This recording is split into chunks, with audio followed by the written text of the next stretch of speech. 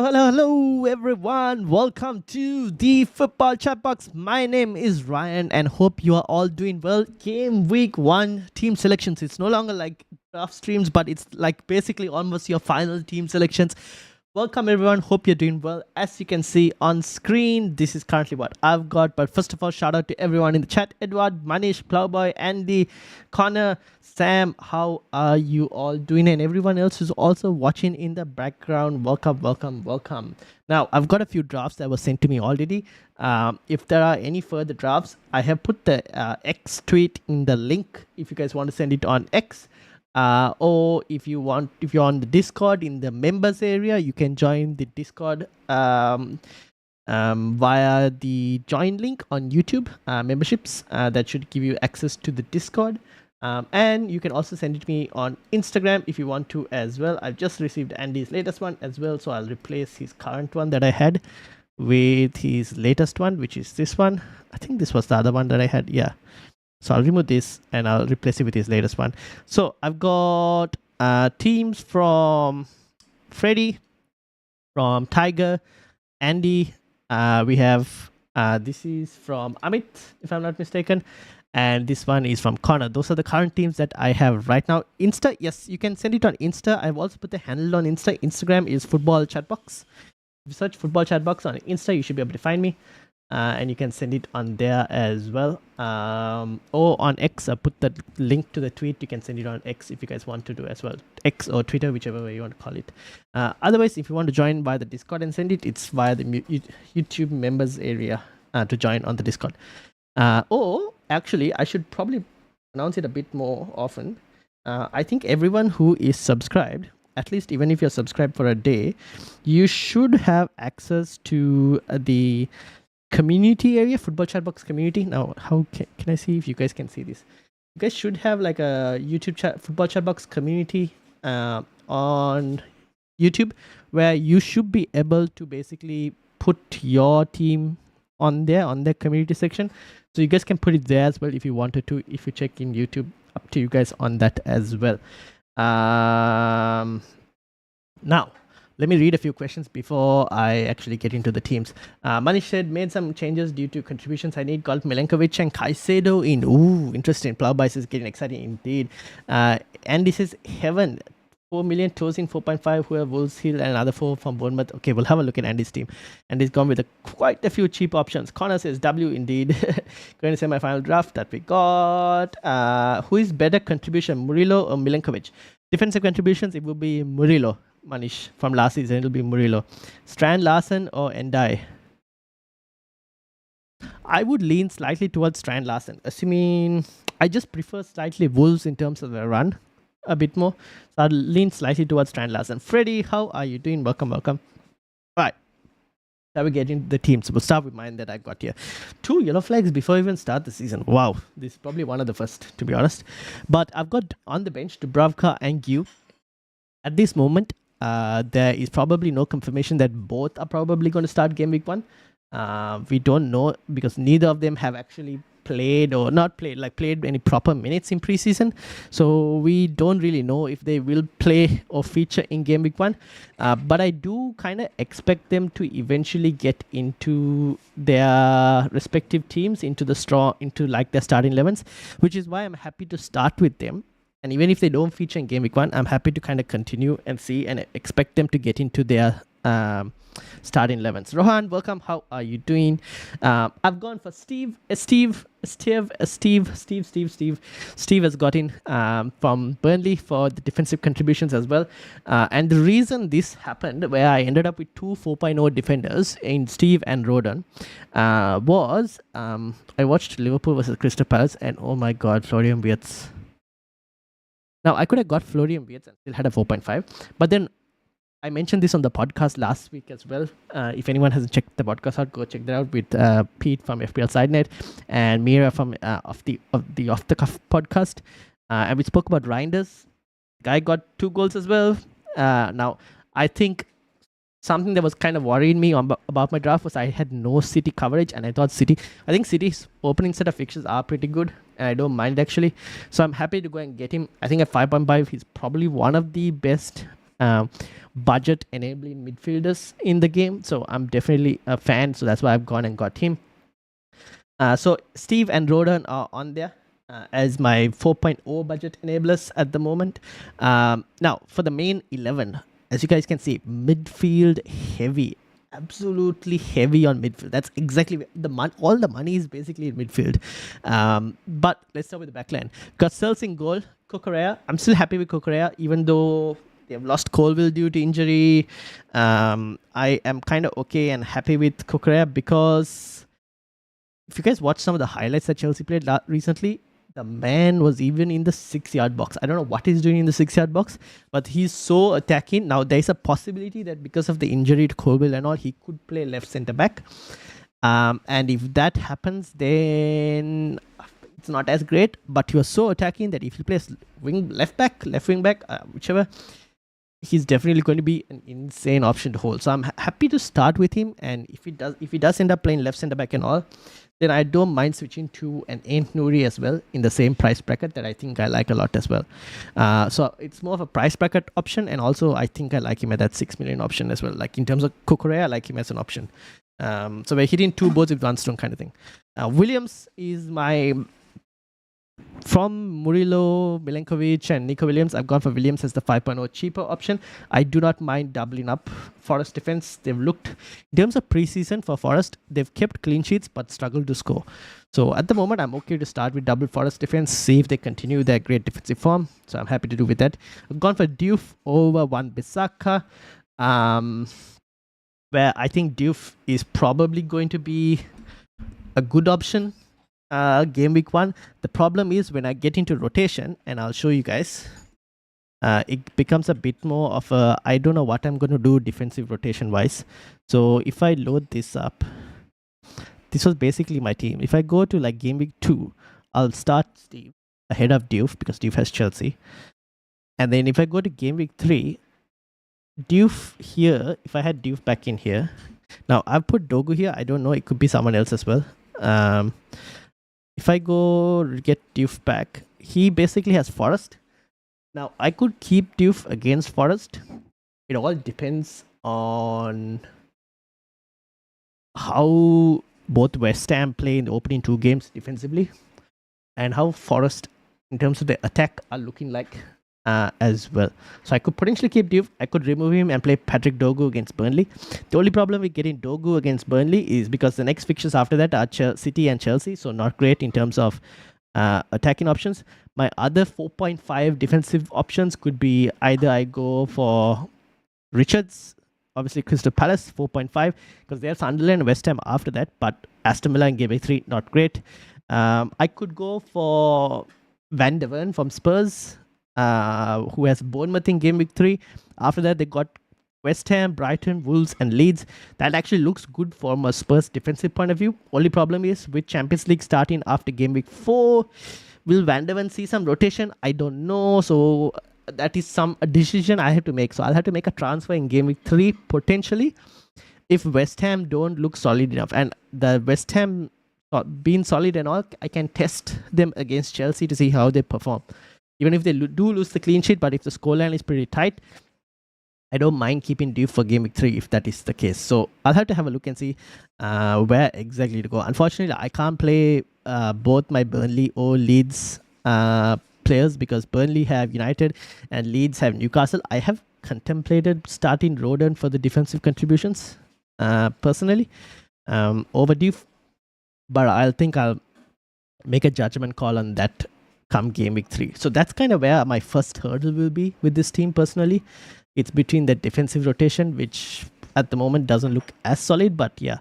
Now midfield, as long as I touch all the wood that I can find here, that as long as I have no injury concerns, this midfield 5 will start week in, week out. Reinders, Palmer, Salah, Bruno Fernandes and Florian Wirtz. And if for some reason one of them don't perform that well or don't look that great, I can go to various other players in the midfield bracket. There are options as well. By that time, maybe Morgan Rogers is also fit. Maybe could look at bringing him back into the team. It could be Gakpo as an option, could be Saka as an option. There are ways for me to go and get other players because these are some of the most expensive midfielders in the game. So yeah, as long as Haaland doesn't start like a house on fire, I think I will be okay. Or even if Haaland does start like a house on fire, I need the rest of my players here to also perform as like a house on fire, if you guys get what I mean. So let me read the chats now. Rohan, hi. Plowboy, welcome. Strong team you got there. Thank you. Rohan says, send in my team on X. Okay, I'll bring it up. I'll have a look as quickly now. Andy says, check my very sought after note team pick. I'll have a look. Sent you my revised team. Tiger, I think I've loaded your team up as well, unless you sent me another one after I asked you whether that was the latest draft. Caleb, welcome. Can I get my team reviewed? Yes, you can. Please send it over either on X or Instagram, or if you want to join the Discord. But that's behind the members area at the moment. You could try that as well. Tin, welcome as well. Munoz will have a good defensive contribution. Munoz, his data was good, and even in the Community Shield, he was bombing down. Like, he was so attacking in the Community Shield against Liverpool. The only reason I haven't gone for Munoz at the moment is I think that first 3 games for Crystal Palace, where they play Chelsea, Forest, and Aston Villa, defensive wise, it doesn't seem the best. And add to that, now we've seen Eze being linked with a move to either Arsenal or Spurs. There have been like moves for Eze, so I'm kind of waiting to see what happens with that. Guehi also is always like a, will he leave, won't he leave? I don't know. We'll have to wait and see. That's kind of where I'm kind of thinking about. Sam says, send team on Instagram. All right, let me load some of these teams. Isak is refused to play for Toon ever again. Yes, I have seen that. And you're right with words. Roku, welcome. Reinders and Anderson or Drewsbury Hall and Tielemans. I would go for Reinders and Anderson. Newcastle will struggle now without Isak. They haven't had the best of preseasons, but apart from, I think the attack is a slight bit of worry, but I think the rest of the team is still pretty good. But I wouldn't be starting with any Newcastle players. I don't think we need to start with any Newcastle. We can jump on when they have a good run. For the moment, we don't really need to get there. Combe, welcome. How are you doing? Heaven, Tosin, you have covered. If they don't start, they will. Andy, I'm going to tell you now, Erin Heaven is not starting. Improve forward line, get Joe Pedro. I don't have the budget to get Joe Pedro, unfortunately. I have 0 in the bank. Jamie, welcome. What is the best way for us to show your teams? X, I have pinned in the pin comment. I have the link to X where you can put it in the tweet under that link, or you can send it to me on Instagram, or if you guys want to join the Discord, or if you're already in the Discord, you can put it in the Discord as well. That's up to you guys. Those are the 3 options in terms of sending it to me. What website is this? This is fpl.team. fpl.team. We will be using this website quite a lot during this season. So I thought I'll mention it to you guys, fpl.team. Thoughts on Sesko? I think he could be an interesting, exciting option. I would not start with him though. I would not start with him. I know he's coming at 7.5, which I think is a fair price. I think that's actually a pretty spot on price for him at 7.5. But I would not go and start with him personally. I will not buy him. I will wait and see how United perform with him before actually thinking whether you kind of want him or not want him. Tiger, I mentioned that. Roku says, I'm going no Salah. Ooh, all right. Send team on Instagram. Let me load some of these teams up. So I have 7 tweets. Oh my gosh. Okay, let's note these teams up. Did I get this? Wait, Andy, did you switch your team again? Oh no, this is not. This is the team I loaded. Sorry. Sam, I've got Sam's team. Let me react. I need to hard react to this so that I know that I've read this. Because otherwise it just looks like you guys have sent me messages and I have not responded, which looks pretty bad. But I will hard react knowing that I've actually opened this. I've got Sam's, I've got Jamie's. That is Jamie's. Should I make it a bit more bigger? Problem is if I make it bigger, here also it increases. Okay, when I get to Jamie's, I'll make it slightly bigger. Then in X, oh my days, here we go. This is Caleb's. Alright, Caleb's team. We have Combs team, 99% locked. We've got FPL fan. Oh wait, Caleb, you sent it again? Same team I got. Okay, I got Caleb's team twice. Michael Werner. Here we go. And then Caleb's team came multiple times. Caleb, I think I got your team multiple times. Alright, I have hard reacted to all the teams that were sent to me. So you guys know that I've at least seen the team. And that I've loaded it up on stream. Alright, let's start with the first team I got, which was Freddy's. Did you send my team on X just now? Yes, I've just loaded it. If I've hard reacted to anyone's message, it's because I've just opened it on X and it's on here. It's part of one of the multiple tabs we have. No Salah here as well, says Michael. Oh, I was just thinking swapping Murphy maybe. No, please don't get any Newcastle to start with. Where is my pro club, says Edward. Edward, we will be playing on Thursday. Why weren't I on yesterday? Because I was not feeling well, unfortunately. So we didn't play yesterday. That's why. I wasn't feeling too well. So no stream yesterday. But I'm a bit better, feeling a bit better today. So because of that, we're streaming today. On Thursday, we'll be having pro clubs. Go down the messages to the end. I suggest do this with me. Or always just read last message. If it interests you, read the one before. Okay. I've taken Salah out of my team. Edward, welcome as well. You got mine sent on X?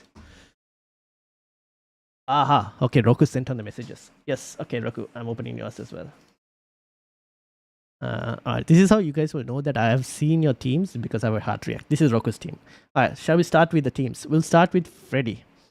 Hope you're better now. Yes, definitely feeling better now. Yesterday I was just like Sunday and yesterday I was just out for some reason. Like my body was just gone. But today I'm better, feeling better. Alright, let's start with Freddy. Freddy has Sanchez, Munoz, Anderson, Nico Williams, Marmoush, Reinders, Wirtz, Palmer, Salah, captaincy, Job, Pedro, Mateta, Richards, Dubravka, Diouf, and Mark Q. Now, Freddy did mention to me that Marmoush could also potentially become Bruno Fernandes, and Diouf could become Steve. I'm guessing that's the way that he funds Bruno Fernandes, if I'm not mistaken. So those are the only two changes that he's thinking about. I mean, if those are the only two changes, then it becomes like my midfield and his midfield is basically almost the same at this point. The front line is definitely different. He's got Mateta and Joe Pedro, whereas I've gone for Watkins and a slightly weaker in terms of Fulkrug. Munoz, Anderson, and Williams, pretty good backline, I would say. Anderson for defensive contributions. Sanchez in goal, which is not too bad, covering like a Chelsea defensive perspective. So this is what Freddy's team looks like. I like it, to be honest. Can't really say anything against it. I got your favorite player as my captain, Palmer says. Have a hot cup of tea. I have been having like a citron type tea we had. So at the moment, I don't have a cup of tea, but yeah. Good 24-hour summer flu, UK or winter. Yeah. I don't know, some type of allergy attack. I don't know which one it was, but like, yeah, it wasn't feeling that great. But anyways, we're better today. So here we are. Honestly, the only thing that I don't even know what to say, but the only thing that slightly concerns me would probably be the double Crystal Palace defense. But I'm assuming Freddy's probably not going to play double Crystal Palace defense for the first 3 fixtures, maybe, or even first. Crystal Palace, yeah, maybe he can play them against Forest, but probably not against Chelsea and Aston Villa. But I'm thinking he'll play Munoz regardless anyways. And it's just Richards may or may not play potentially depending on situation. Anderson is interesting. Combe here is the Fulham fan. Combe, what do you feel like in terms of Anderson? Obviously, Anderson defensive contributions. But Fulham haven't really made any signings improvements, although keep an eye out on a certain Josh King, people. 4.5 million midfielder, keep an eye out for him. Don't go for him, but have him in your watch list. This is especially for Andy. Andy, you're the one looking for budget players. Keep an eye out for Josh King from Fulham, 4.5 million. He could potentially be someone that could become an option, a budget option going forward if he hits the ground running. He's got some decent minutes in preseason as well. So have a look at that as well, potentially. Put it on the watch list. You don't necessarily have to start with it because I'm not fully certain if he will start yet or not. I think Combe could probably give us a bit better understanding on that. But yeah, Williams, good. Midfield, good. Forward line, interesting. Joe Pedro. The one problem with Joe Pedro that I will always have, and I think everyone who owns Joe Pedro is going to have this, is the minutes. The minutes are not going to be your 90-minute player. Even in the last game, where is the preseason game that they just played? Why is the dates of this? Here we go. The game against Milan that they played. Joe Pedro obviously scored, but he came off at the 60th minute. And I think you guys should be prepared to expect this 60-minute subs, or slightly more than 60-minute subs, or even slightly under than 60-minute subs from Joe Pedro if he does start, or rotation with Liam Delap. So that is the one thing that I will state with Joe Pedro. But he started really well in preseason that it's kind of very tempting to go for him. So I'm not going to put anyone off him because I think he's a good player and a good option. But you should understand the risk that comes with Joe Pedro as well. That's all I'm going to say. But at the moment, I like him as an option. But JB doesn't need 90 minutes. No, he doesn't need 90 minutes. But you could say the same situation for a lot of, like, I don't know, for a few other players as well. But yeah, at the moment he's done pretty well, so happy to start with him. Don't expect because of the subs is what I would say. Don't expect returns every single game week because of those subs potentially. But I think at the moment he's a good option. This is Freddy's. Freddy, anything to add on to your draft, or anything that you're thinking else in terms of changes? Sandri, welcome. I sent you my team on Instagram. Alright, I will load your team up as well. Alright, there are plenty of others before you as well, Sandri, so it'll take some time to get to yours. Pedro price point is a good starter if you can move off him. Yeah, that's true. Anderson could get you defensive contribution points 1 out of 3 game weeks. Josh King will get a lot more starts this season, in my opinion. There you go. Yeah, one to definitely watch out for, Josh King. Alright, so this is Freddy's team.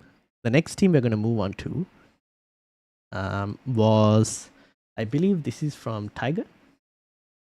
And I know Tiger is here. Yes, this is Tiger's team. So Tiger's gone for Kelleher, Murillo, Van de Ven. Freddy says could maybe get Watkins and get a Rogers if we know he's fit for game week 1. Yeah, at this moment we don't know if we're going to get Rogers news. I think I probably avoid Rogers for game week 1, even though Unai Emery comes and says maybe there's a chance of him starting. I would probably avoid Rogers until we see him like properly playing. For now, I would probably avoid Rogers, but Watkins, I don't mind. Start with Pedro, move off if need one. Move there's Palace, Forest, and more 7-point forwards that don't trap you. Yeah, that I would probably agree. He's at a nice price point where if you need to move off, you can actually move off too. So I don't mind starting with Joe Pedro because of that. Same thing with Mateta. Good price points that if they don't hit the ground running, there are plenty of other forwards in the same price bracket that you can move to.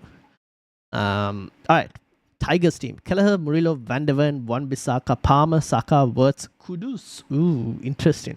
Wissa, Joe Pedro, and Gyökeres. On the bench, he's got Dubravka, Xhaka, De Kuyper, and Steve. Now, bench, we're going to see a lot of benches very similar. Very interesting with De Kuyper. This is one of the first ones. Not too bad. I like him.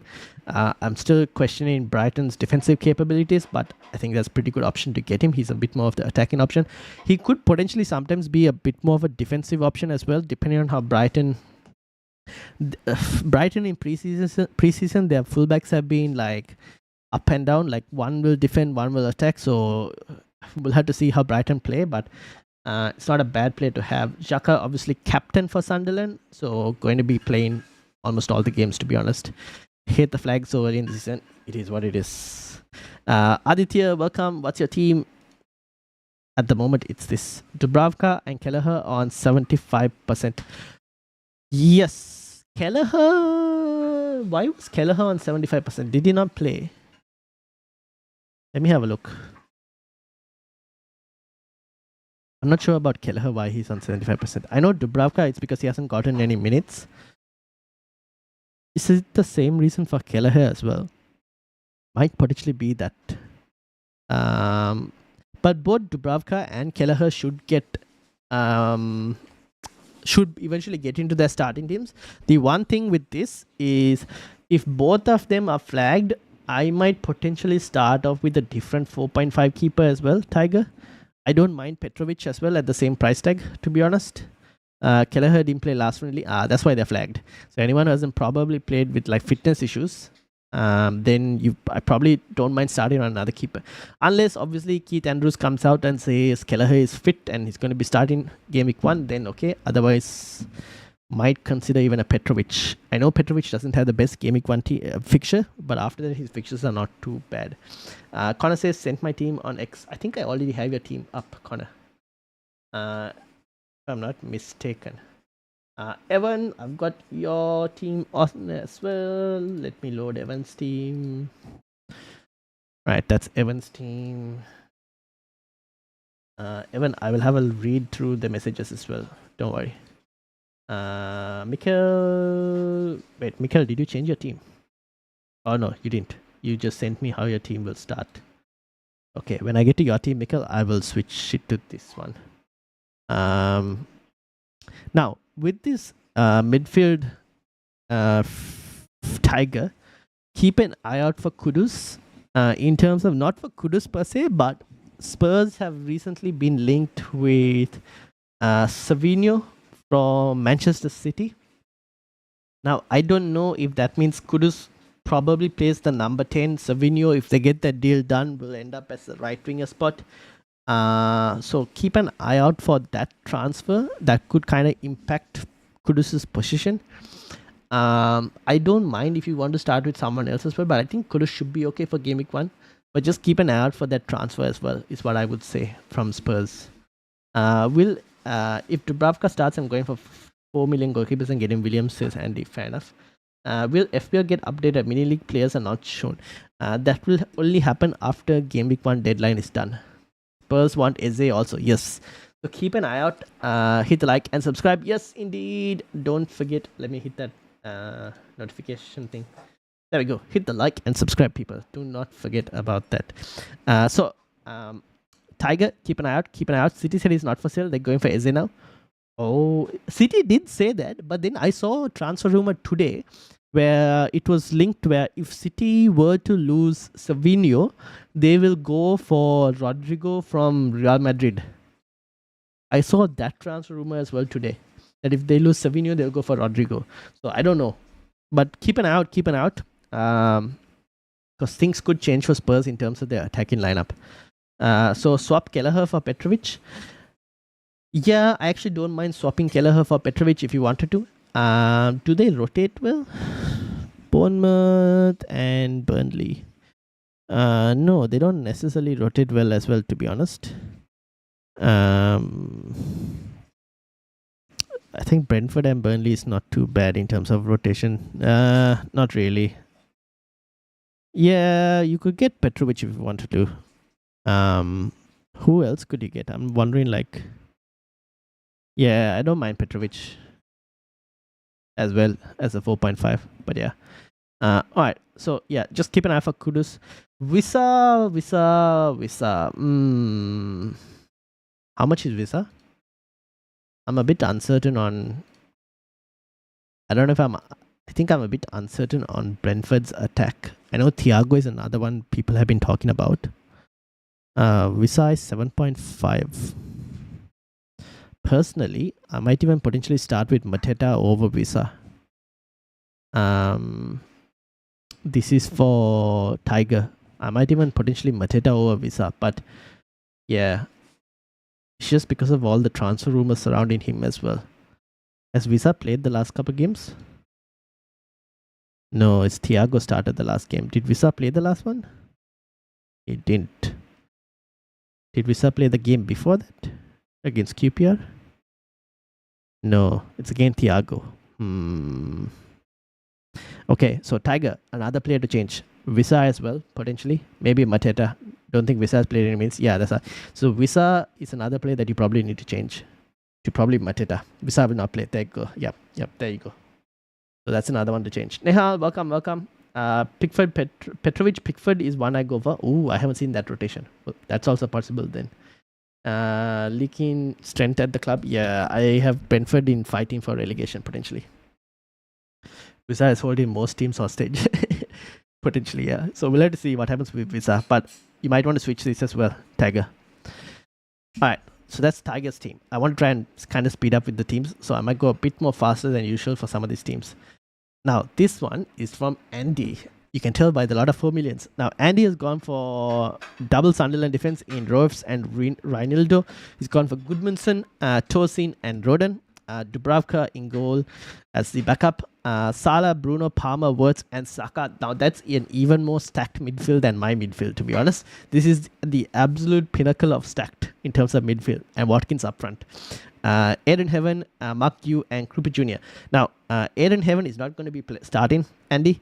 I can probably tell you that now. There are chances he'll come off the bench for a few appearances, but I don't think he's going to start personally.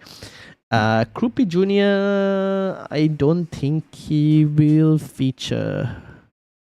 So, but then there are no real 4.5 forwards to kind of look at as well, per se. Krupi Jr., you have Mark Gu as well. Apart from Gu, I don't think there's any other 4.5 forward that's standing out, to be honest. Nehal says, sent my draft on X2.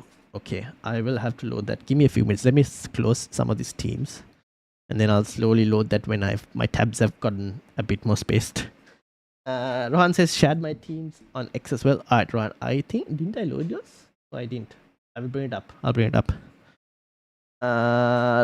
FPL SideNet, Pete, welcome. Ryan, let's go. Yes, indeed. Pete is obviously on the. I was listening to. Go check out FPL SideNet. His podcast is up, the latest episode. I was listening, and Pete did mention that he does watch the streams while he's co-host. Andrew, basically, he needs it on Spotify. Unfortunately, these streams don't end up on Spotify. Where's Big Nick? This is not my team. You want to see my team? This is my team. Actually, this is my team. I have stacked my midfield in like absolutely stacked. I've got 11.5 in the bank account. Is Mateta still good? Yes, Mateta is a good option, Tiger. I don't mind Mateta. Are we sleeping on Gakpo? No, I don't think. I've seen a few people talk about Gakpo. Mez, who we had, Mira, who we had last week, was someone also who was very interested in Gakpo. It's just that I prefer Wirtz or Wirtz, if you want to pronounce in terms of German. I prefer him over Hakpo? But Gakpo, yeah. I prefer him over Gakpo. Yeah, that's kind of the thing. Definitely not template Andy Fairplay. Andy, I've never seen Andy like properly put like a template team, to be honest. It's glorious. Thank you. About my bench, I'm not really sure, but that midfield, yes. So this is Andy's team. Andy also has 0.5 in the bank to be added, and the reason Andy has 0.5 in the bank is if there's a player he sees kind of step as an option, then he's going for that player. Oh, now that we have Pete as well, who is the Chelsea fan here. Pete, could you let us know if Tosin will start? Because Andy is looking for a cheap Chelsea defender, and this is Andy's team, and he's gone for Tosin. Is there a possibility that Tosin could potentially play? Because Andy at the moment is looking for a Chelsea defensive option. I never will end up with the most expensive. Yeah, probably not. In terms of at least defense, probably not. What do you think of Beto or Wood? Chris Wood, maybe. Beto, I would avoid. They've got what's his name? Barry as well for Everton. They've now got Grealish as well. I think Beto I would avoid. Gusto, is Gusto 4.5? I don't think Gusto is 4.5, right? If it's not 4.5, Andy's not looking at it. Tosin was 4.5. Gusto is 5. That's why he's not going for it. I wouldn't be sure he starts. Could be Chalabao and Hato. Hato is 5. Chalabao is 5 as well. Yeah. And he's probably going to need another 4.5 defenders from the looks of it.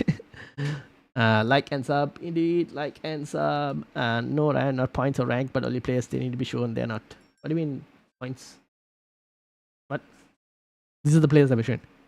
I think I'm lost, but yeah. So yeah, Andy, Eden Heaven probably not, and Tosin also bit of a question mark. I still don't get Rofus as a Sunderland goalkeeper. I think you're asking for too much trouble with double Sunderland defense. That's all I would say with that. But the rest, I don't mind, to be honest. Double Sunderland defense, I think that's asking for too much potentially. That's the only thing I would say. I think if you're looking for a 4.5 keeper, there are a few other slightly better 4.5 keepers. He's not worth 5 million, says Combe. Bad cover, bad cover. A bad cover, but cover. Okay, you get a Burnley defender. You can get our friend Steve. Andy, you can go and search for Steve. You can add him in there. Now that I've actually noticed that you don't have him, you can go and add Steve in. Keep Kudus or take out? Hold Kudus for the moment, Tiger. Let's see what these transfers are. But have a look at a few other options as well. If you have money in the bank, try and get a few others. Mini leagues on FPL app phone are not shown. Example, me and my friends in our mini league. Oh, okay. I'll come back to that later. I don't want any 4.5 goalkeepers. All bad. Fair enough. I probably agree with that statement. Alright, so this is Andy's team. Go get Steve, Andy. He's a good 4 million option. Maxim Steve, here you go. He's a pretty good 4 million option. Alright, next up. I like the midfield and attack. Can't really complain on that. Get Hill, he's 4 million. Will Hill be the starting Bournemouth player though, even though he's 4 million? Because they've got Senesi, and if I'm not mistaken, Bournemouth have gone and signed a new player recently. So I'm I guess Hill might start potentially, but after that you're probably looking at minutes issue for Hill. I don't know, maybe potentially, but yeah. Oh, now that I mention it, Andy, you can also get Hover from Wolves. I think he's not too bad as well. Keep an eye out for him potentially as well. It's not too bad as an option, but I prefer the Burnley Steve over him. Alright, next team that I got, this one. Have you looked at my team yet? Sent on X. No, I think this is your team, Connor, if I'm not mistaken.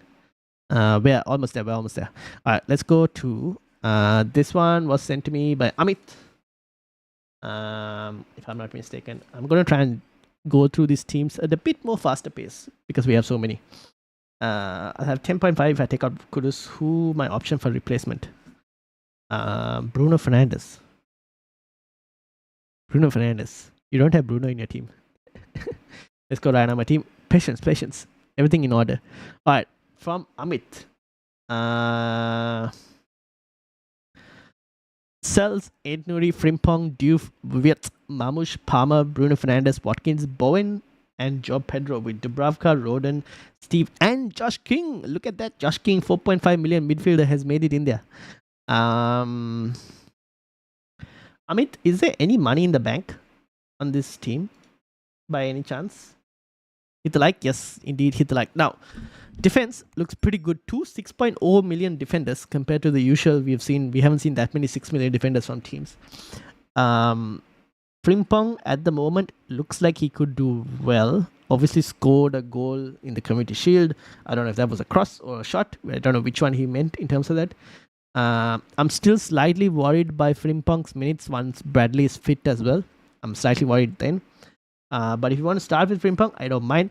I should mention, however, I still think Liverpool's defense on the counter is very suspect. I think they have too many attacking players, personally, that has kind of compromised the midfield in terms of defensive solidity. That I think on the counter, Liverpool are there to be got at, and teams that are good on the counter could potentially get a goal and expose that Liverpool defense. That is all I would probably add in terms of Liverpool's defense at the moment, unless it's yet to be seen if they play a slightly stronger midfield against tougher teams. But yeah, but Frimpong, extremely attacking fullback, probably more attacking than Trent, I would say. That's probably how I would put him or describe him potentially.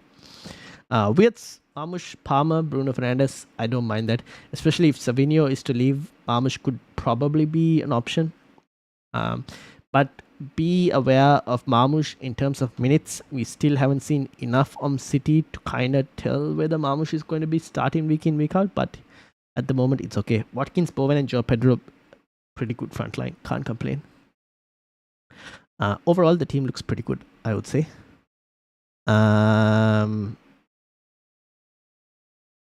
Have to shoot off, guys. Thanks for all the help. I meant to be working. Andy, thank you for joining. See you in the next stream. Next stream will actually be tomorrow, so see you Andy in the next stream.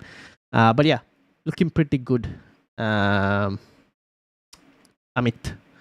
Next up, Andrew says, Andy, this is my team. Sanchez, Dubravka, defense, Konsa, Diouf, Lacroix, Tarkovsky, Dubravka. Ooh, very interesting team as well from Andrew. All right, next one.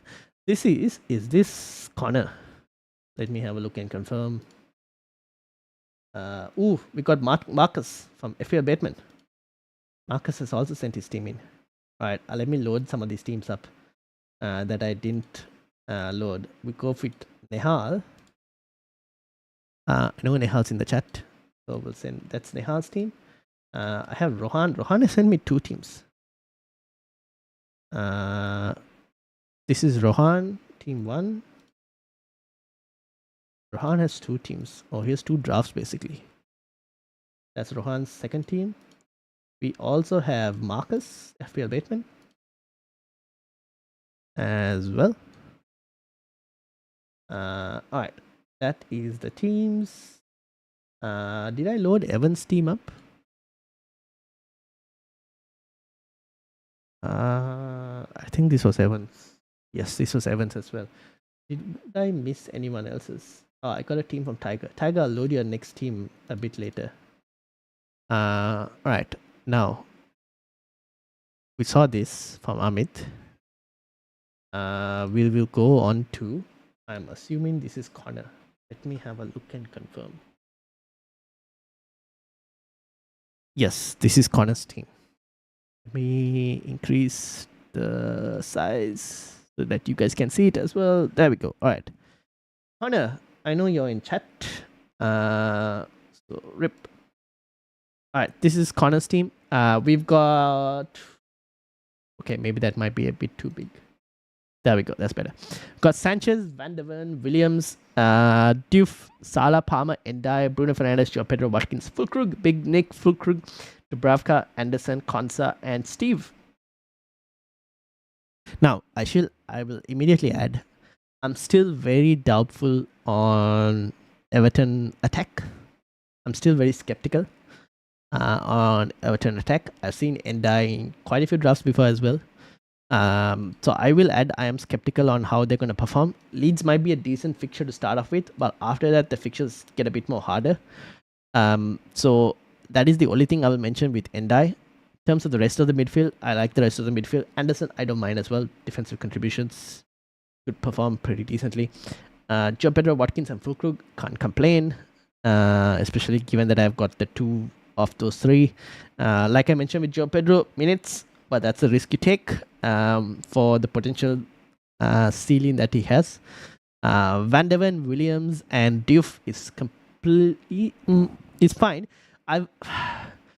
After listening to Above Average FPL, I initially had Van der Ven in my team, and I was put off by Van der Ven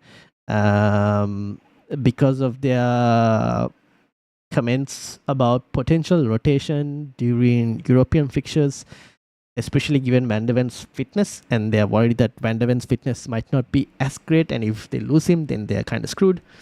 So that's why I took Van der Ven off my team because of that. But we have to see. We'll have to check and see. It could be a decent option. Marcus says agree on Endai. Yeah, exactly. I'm also in the I've seen people go for Endai. Yeah, okay, but I still look at Everton and go, it's Everton. They don't score enough goals. That's a massive problem. It's been a problem for them for quite a few seasons. I still feel like they don't score enough goals. That's my only concern with Endai. That's the only thing I'll add. Konsa, I mean, Aston Villa's fixtures look good. However, I will add with Konsa, he's not going to get you any defensive contributions, but in terms of minutes, he is reliable. So if you want a minutes player and you want an Aston Villa player, then he's okay and reliable. I don't think Van der Ven will play Game Week 1. Quick turnaround of games. Spurs, is their fixture against PSG tomorrow? Oh, is it on Thursday? When is it exactly? Spurs play PSG. They got hammered 4-0 against Bayern. What did they put? A strong team? Oh, they did put a strong team. Fair enough. Oh, Luis Diaz started.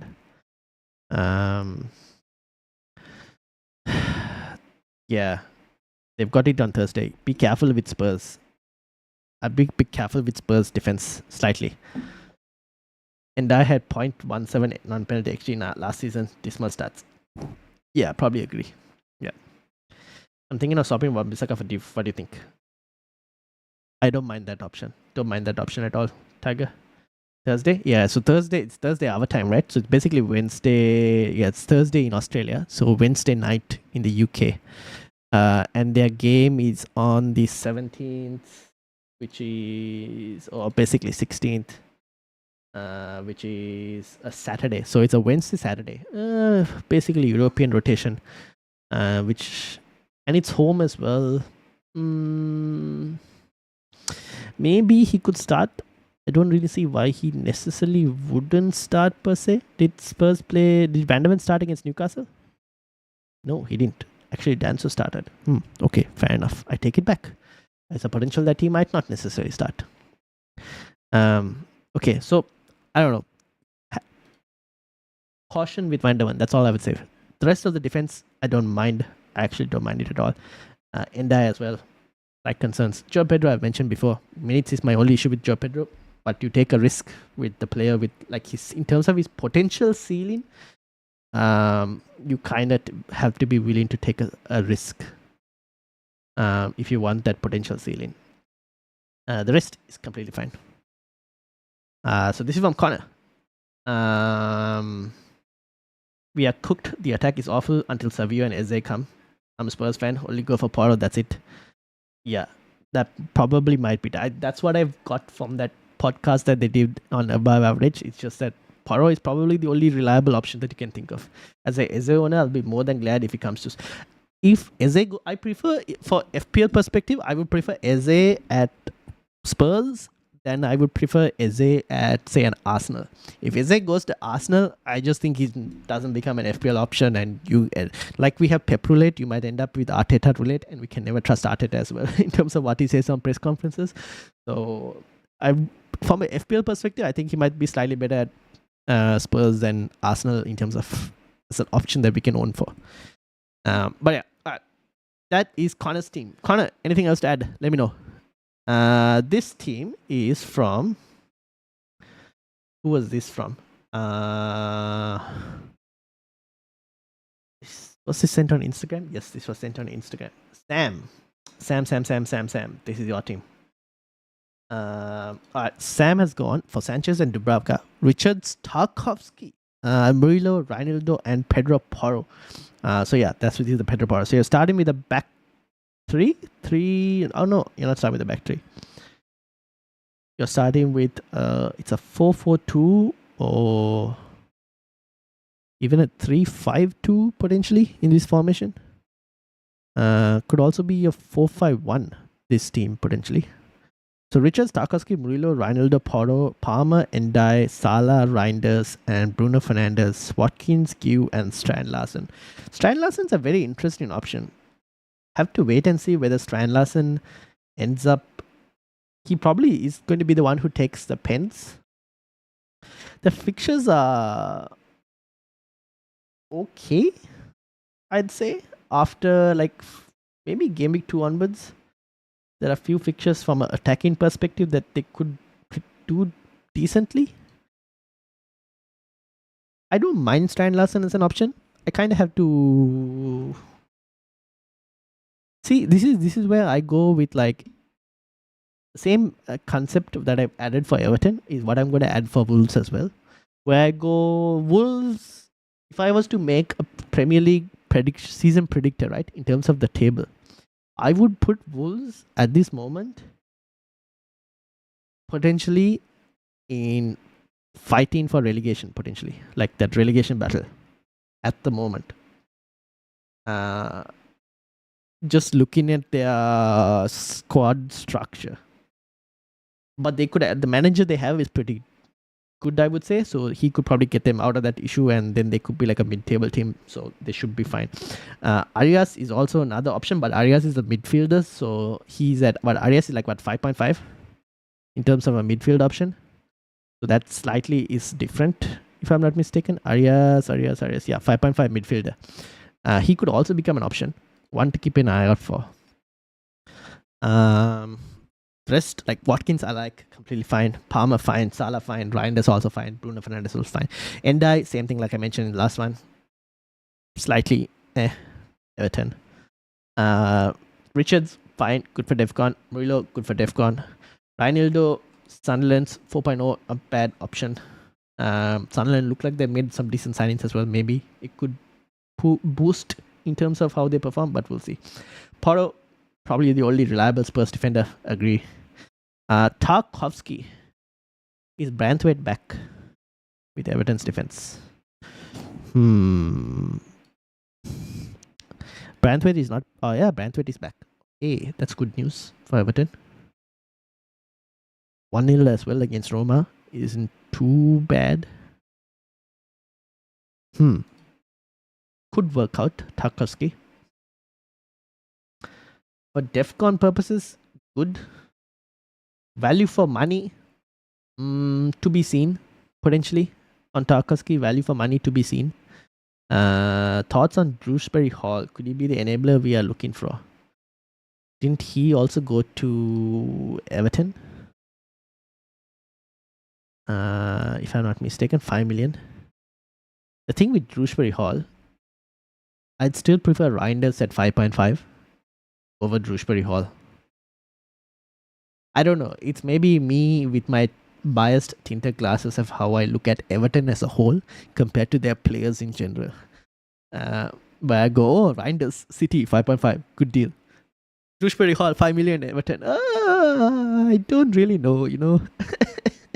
Maybe it's the way I view Everton, and maybe I kind of have to watch them a bit more to kind of go, okay, maybe it's a slightly different team. Especially if they add Grealish to this team, then maybe we have to reconsider how I view Everton as well, potentially. It's the attack. I don't know with Grealish. Yeah, that's the thing. I want to kind of wait and see what if Grealish is added as well. Grealish, Shrewsbury Hall, and Barry up front, if I'm not mistaken.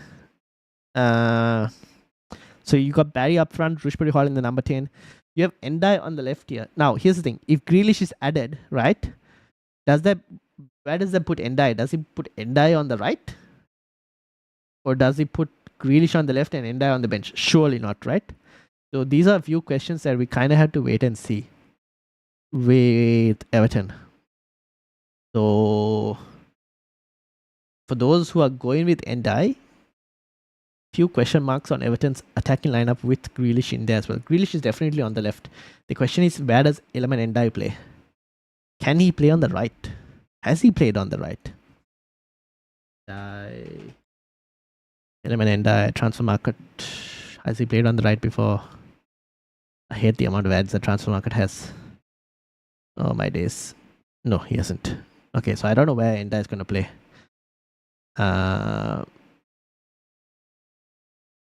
Probably 10, but then what happens to Shrewsbury Hall in the pivot? Then that doesn't make Shrewsbury Hall that great an option then, if he's going to play in the pivot. So that kind of puts Shrewsbury Hall off as well. Wait and see is what I guess to do with like Endai. He has to play, right, Endai?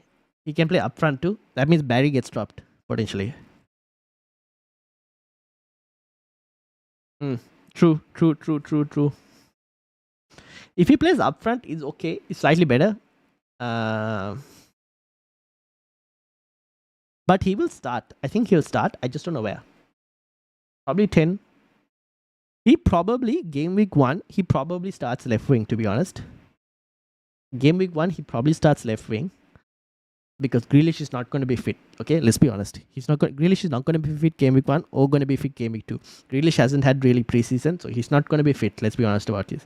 But I think Endai to start off, as in terms of minutes, he'll be okay. In terms of the left wing as well, he'll probably start left wing. Come after the first international break, then we can think about what exactly is going to happen for Endai. So yeah. Aditya says, answer the one I asked before. Wirtz plus Fulkrug or Rogers plus JP? Wirtz plus Fulkrug, Aditya. Rogers is a doubt at the moment, Aditya. So I'll probably avoid Rogers. But yeah, rest of the team, Sam, I don't mind it. I do not mind it. Strand Larsen is a very interesting one. It could be him. It could be John Arias from Wolves as well, who is like their best option from Wolves. But they've got the fixtures from game week 2 onwards that I don't mind punting it and seeing how it goes. Between Strand Larsen and Fulkrug, I might be slightly tempted by Fulkrug, but don't mind Strand Larsen as well, to be honest, at the moment. But yeah, the rest I don't mind. Team looks pretty good. Lots of Defcon, except for Poro. Also, Defcon is pretty good. I've sent another theme. All right, I will load it soon, but not immediately. You might have to wait a bit. All right, this one was sent to me by Jamie. All right, this is Jamie's team.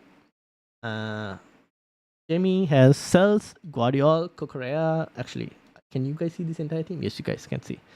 You can look later. Yes, update later. So we got Cells, Guardiola, Cucurella, Van Dijk, Eze, Kudus, Salah, Mbeumo, Murphy, Joe Pedro. This is a very interesting team. Murphy, Joe Pedro, Mateta, Dubravka, Milenkovic, Alex Moreno might not play. I will flag that. Jamie, Alex Moreno. I don't think he's going to be playing, if I'm not mistaken. So I would avoid him. If you're going for Aston Villa, he is not your option. Yeah, no. It's either either Maatsen or Luka Dean. Murphy. I would avoid Murphy. I'd avoid Newcastle to start off with, personally.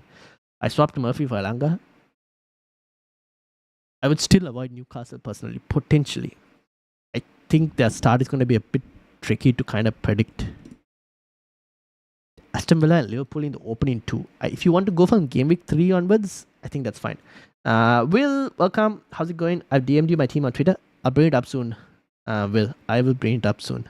Give me a few minutes. Mbeumo, from a United perspective, I think he might be slightly more attacking in terms of in terms of more forward attacking than Cunha, I think. Brian Mbeumo. If you can find the extra 1 million to go for Bruno Fernandes, I would highly encourage that. If you can find the extra 1 million. Salah, okay. Eze has been rumored about in terms of Crystal Palace and all. So keep an eye out for Eze's transfer rumors. Although I believe that is something that will potentially get done maybe even later in the window rather than before game week 1. So I don't know if that kind of changes your opinion on how you view Eze in terms of even if he goes to Spurs, are you okay with him being an option? Kudus, game week 1 should be okay, but if Eze and Savinho with all these deals, I still think Kudus plays. Kudus probably plays the number 10 now that Madison is not there, because if they sign Eze, they play Eze on the left, Kudus in the 10, and if they get Savinho as well, then they probably play Savinho on the right. Is he going to leave? He said he's want to play Champions League. Yeah, so keep an eye out. I think at Spurs also, I don't mind him as an FPL pick if you wanted to. Guardiola. Now, Guardiola was not featured in the City game, in the last City game, because I think he was not well or something. So he should still potentially start if he's kind of fit. Keep an eye out for press conference news on City. Maybe some leaks. But will we get leaks? Mini cities game. Okay, we're not gonna get leaks. Don't bother. Is it a home game? No, it's an away game. Oh, it's an away game. Still wouldn't rely on leaks for that one because it's the next day. But yeah, if you want, I'd rather start with Ain't Nouri personally at the same price tag. If you want a City fullback, I'd probably go Ain't Nouri over Guardiola. But 6 million defenders, that's very interesting. Kukurea and Van Dijk. I've said my piece about Liverpool defensively. I think they're kind of suspect, but from a minutes safety perspective, I think Van Dijk is probably the safer pick for minutes from Liverpool's defense. Frontline, no problems. Milenkovic, Moreno, and Gue, that's also fine. Dubravka is also okay. Moreno switch. Moreno and Murphy are the Moreno and Elanga are the kind of slightly uncertain ones.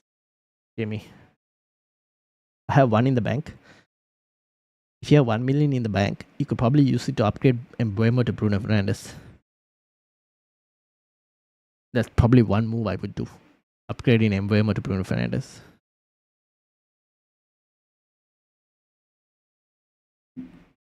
Maybe Ain't Nouri ahead of Guardiola potentially. Maybe. I think Ain't Nouri should start. I don't see why he wouldn't start. Probably get someone else. Unless you really want to start with a Newcastle player, then probably Elanga. If you want to start with a Newcastle player. Otherwise, can avoid this thing. Are you live streaming on deadline? Yes, I am. Alright, next up. Oh yeah, and Moreno, you might need to find someone else. He's not going to start. Next team, this one, I'm going to try and speed up a bit more faster if I can. This one is from FPL Fan, which is Caleb, if I'm not mistaken. Is he still here, Caleb? Caleb. I think he's, I don't know. Anyways, I will go through his team because Athletic just said Morgan Rodgers to Chelsea has potential. What? Morgan Rodgers to Chelsea? How do Chelsea get all of this money? Pete, what is your team doing? Why did they sign so many players? When are they going to stop signing players? Yes, Caleb is here. Alright, let me reduce the size of the team. Alright, so we have Sells in goal, Tarkowski, Guardiola, and Van Dijk. Similar reasons like I mentioned in the previous team about Guardiola and Van Dijk. Same situations. If you want to go Ain't Nouri, I don't mind it.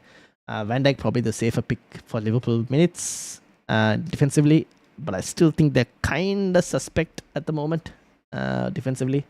But yeah, Tarkowski defensive contributions should be pretty good. Clean sheets,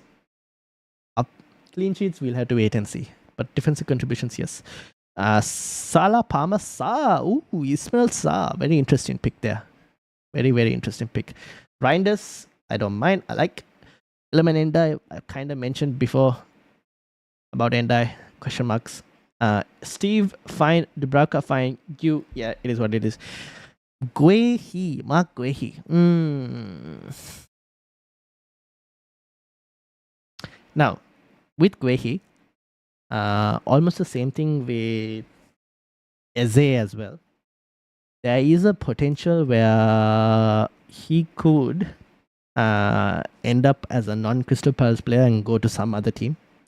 Mainly Liverpool, I think, were the ones linked with Guehi, although that has kind of died down. But there's always that opportunity that he ends up moving. So if you're worried about that, then I would go for Richards at the same price. Richards from Crystal Palace, who will remain at Crystal Palace, hasn't been linked anywhere. So that's what I would do if you wanted a similar price player.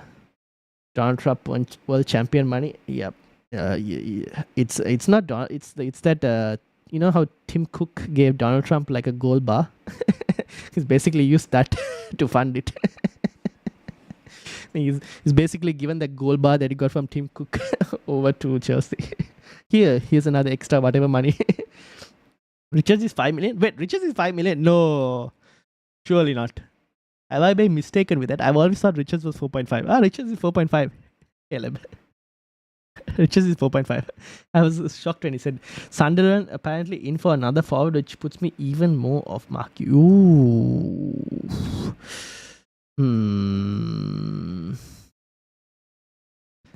That's interesting. I won't be surprised because they haven't their forward lines haven't really been performing. Their current forward line hasn't been performing too well. I'm still happy to punt on Q,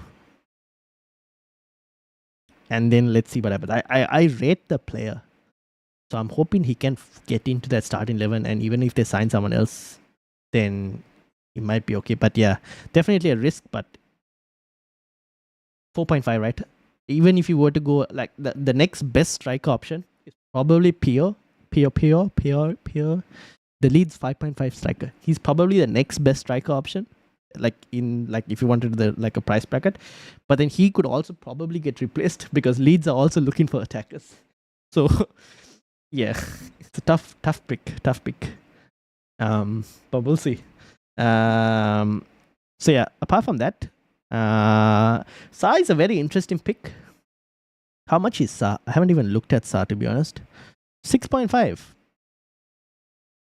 Honestly, in the 6.5 million midfield bracket, I haven't really paid too much attention to that bracket because I feel like the options in that bracket haven't really shone per se. Like they don't scream out to me. So I've kind of overlooked that entire bracket for some reason of midfielders.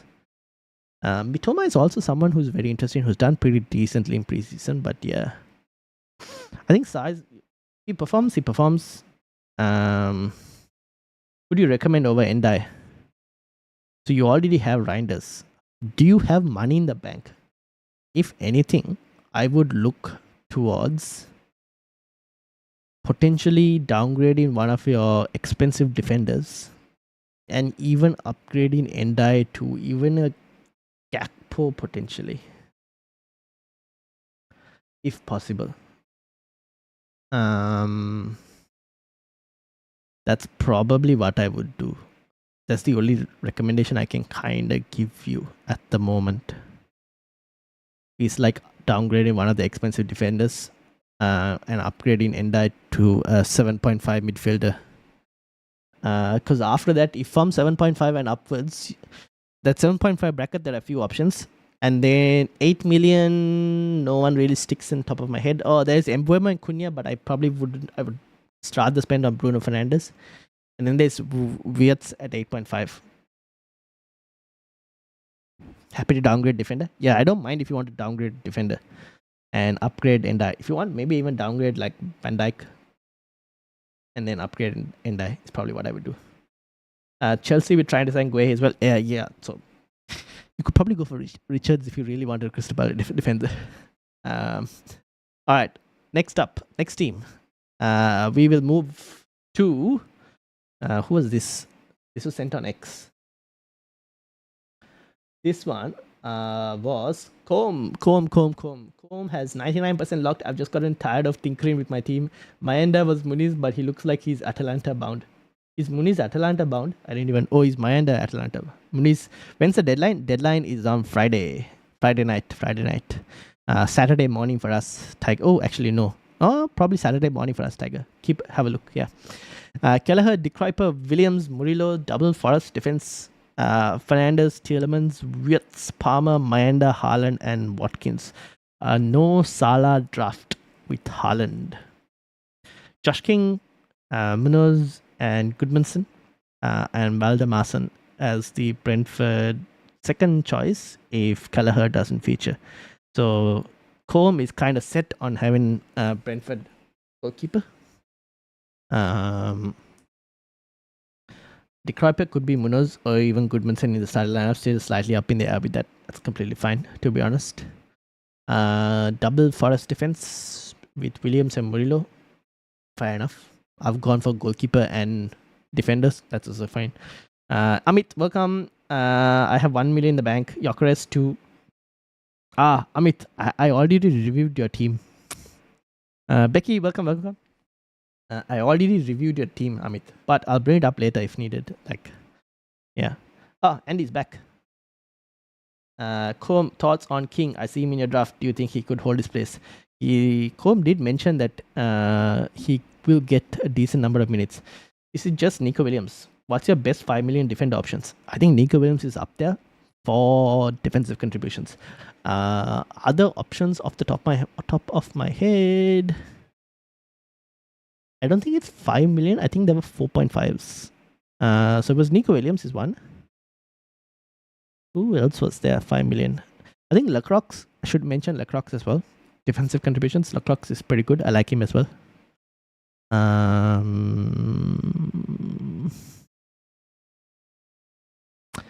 Those were the only two 5 millions. The rest, I think, I would put at 4.5 millions. So it's between Williams and Lacroix for me, personally. Unless I'm missing someone else. Someone will have to tell. Midfield. Are you sure about Tielemans? Are you sure about Tielemans? I'm not sure about Tielemans. I don't know. Is he the best one? Is he also 6.5 Tielemans? 6 million. Oh, you know what? I might even go Reinders over Tielemans, to be honest. Pronounce Lacroix, just for your information. Aha. I keep saying Lacroix. Keep pronouncing the X. I might even go Reinders, to be honest. Combe. Over Tielemans. But I don't mind it. I just don't know in terms of FPL returns how it's going to do. What's Palmer, Bruno, and Mayenda, Haaland, and Watkins? Well, you might need to get someone else apart from Mayenda, which you did say that you're having a look at it. And how much is Mayenda? Is Mayenda, and it apparently did Marcus say that Mayenda is also like a minutes risk at the moment. Mayenda is 5.5. Aha, you know what you can do? You can downgrade Tielemans to like a Reinders and upgrade Mayenda to a Fulkrug at 6 million. You could do something like that. I have Celtic keeper. Do you recommend Lacroix over Williams so that I don't double up? Or is that not a problem? I don't mind the double up personally. If you wanted to, I think Forest, their opening is slightly better than Crystal Palace's opening. I don't mind the double up. I've gone for the double up personally. And you'll see a lot of teams have also gone for the double up. So I'm completely fine with the double up. Villa have put Ramsey on the market. We are very happy with our new signing. Fair enough. The new left winger signing. Fulkrug over Thiago for 6 million. Yes. For the moment, yes. I want to see how Brentford first do after losing multiple players before I think of even going for Brentford. He's on the bench for the exact reason I say Andres Pereira leaving, so I could be ESR or King. Side net, Fulkrug is an injury waiting to happen. It's okay. Big Nick Fulkrug is performing decently for the moment, so I'm happy to start with that. Okay, thank you. I'm off, sir. No worries. Thank you for joining, Caleb. All right. But the rest of the team, Combe, completely fine. Don't mind it too much. Still question mark. I don't really know if Keller is the best 4.5. I don't know. Maybe it's just that I don't rate Brentford. I think Brentford are also another team that are going to be fighting relegation, sadly. No, the new 6.5 on FPL from Nice. That's Aston Villa's new one, right? Yeah. All right. Now, let's move on to the next team, which was Mikel Werner. I think Mikel sent me a team that he was going to start with. Was this? Wait, was this the same team from Mikel? Yes, this was the same team from Mikel. This is what Mikel was going to start with, so I'll load this one instead of. So Mikel had Sels, De Kruijper, Diouf, Van der Ven, Cash, Matty Cash, Polish Matty Cash. Look at that. Polish Matty Cash has made it in here. He also had, oh no, my chat disappeared. He also had Reinders, Saka, and Palmer, Ekitike, Watkins, and Haaland. Oh, this is a very interesting draft. Pape Matassa, Dogu, and Anderson. Very interesting draft this is. The Polish Cafu. Roku says my team. Roku, don't worry. I've got your team coming up soon as well. I've just loaded. Wait, this is your team? No, this is Mikel's team, if I'm not mistaken. Oh wait, this is Roku's team. Okay, I take it back. This is Roku's team. My bad, my bad. I was looking at this is Mikkel's team. Okay, let me now that I started on Roku's team, let me go to Mikkel's team next after this. I've actually loaded the loaded the wrong teams. This is Roku's team. Mikkel, your team is next. Accidentally, when I loaded your new one, I clicked on Roku's. Okay, we'll start with Roku's first of all. De Kruijper, Diouf, Van der Ven, Cash, Reinders, Saka, Palmer, Ekitike, Watkins, and Haaland, Pape Matassa, Dogu, and Anderson. Pape Matassa. With all these new Spurs sign-ins, Roku, you might want to avoid Sa, potentially. Also, I've noticed that you've gone with 5.5 million and 5.5 million midfielders. I don't know how to feel about that, personally. I feel like that forward line is pretty expensive. I'm just wondering from a price point of view if there is any worth trying to get like a 7.5 million midfielder in. But the only way to do that is probably downgrading Ekitike, which is probably not needed now, given that he's probably going to start.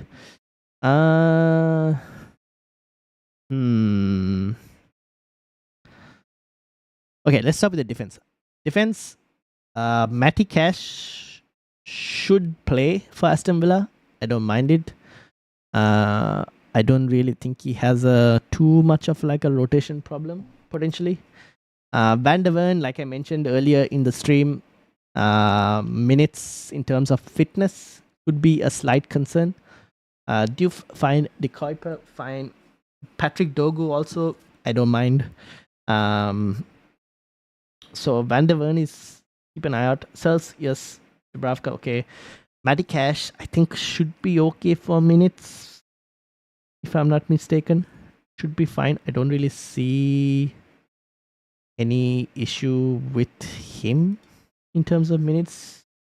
Rowe was there, but I think Cash should potentially start.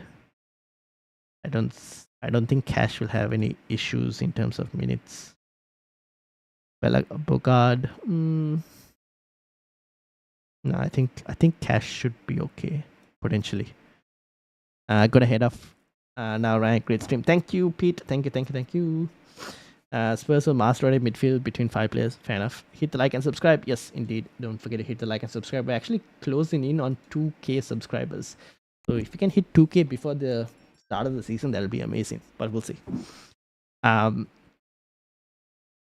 think the midfield is a bit light, a bit weak, potentially. Forward line is very strong. Ekitike could be potentially a decent punt. We'll have to wait and see. He's looked good so far. Obviously, if once Isak joins, then this is a problem waiting to happen and a transfer out waiting to happen. But I think even potentially for the opening 3 game weeks, he should be alright. It's just that you want a Liverpool game week 4 and game week 5 is where you mainly want the Liverpool options. I think opening 3 game weeks should be okay. After that, if Isak does end up joining Liverpool, he's going to be a slight problem. But I think for now it's okay. The rest of the forward line I don't mind. I think if you can find a way to improve the midfield slightly, then I would be all for it if you can. I just don't know how you're going to do that without downgrading potentially one of the forwards. Ekitike is just for game week 1 like I explained before. What are you doing in game week 1? Wait, what did you put in the message? Let me have a look. Oh, you didn't put anything. So what exactly are you doing in game week 1? Are you bench boosting or? Okay, I'm not sure what are you doing in game week 1, Roku?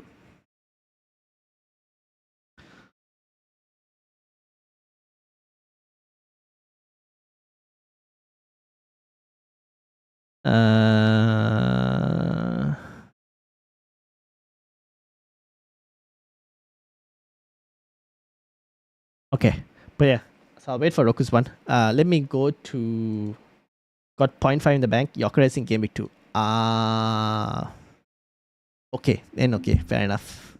I still think midfield slightly weak. I think midfield can slightly improve. And I would be worried about Pape Matar personally. Maybe even Josh King at 4.5 might be an option potentially over Sa. But I'm okay if you want to start with him, but you might have to switch him off later potentially. Anderson and Reinders, I think, are okay. All right. Very interesting team. Midfield is the only thing where I slightly think could improve slightly, but yeah, the rest is fine. All right. Moving to Nick, actually. Nick, welcome. How are you doing? Mikel Werner, Pape Matar would be a risk if Eze signs. Yes, that's the only thing. Because Sa could play at the 10, but if Eze signs, then I'm assuming Sa goes into the pivot for Spurs potentially. So keep an eye out for Shrewsbury Hall. Maybe, but then if he goes into the pivot, keep an eye out for how Spurs do their transfers. I think Spurs transfers might not get done before game week 1. But I think for now, Sa is okay. It's just that after, he could be a slight issue. All right, this one is from Mikel Werner, who has gone. Sounds good. Good replacement. Shrewsbury Hall, potentially, yeah.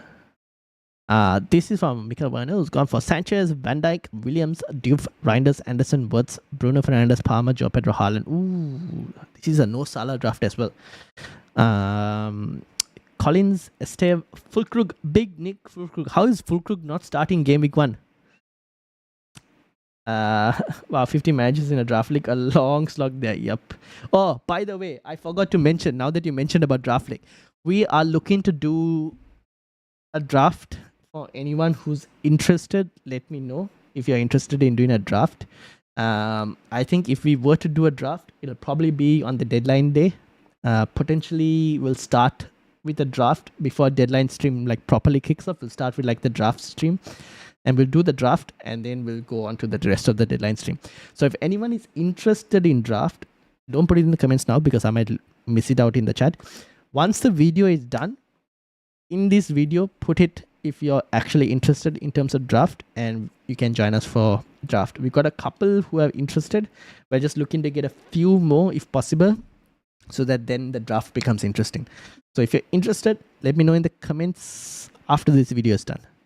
I will be down, just need to know timing, says Nehal. I think, so I will be streaming potentially 2.5 hours before the deadline stream.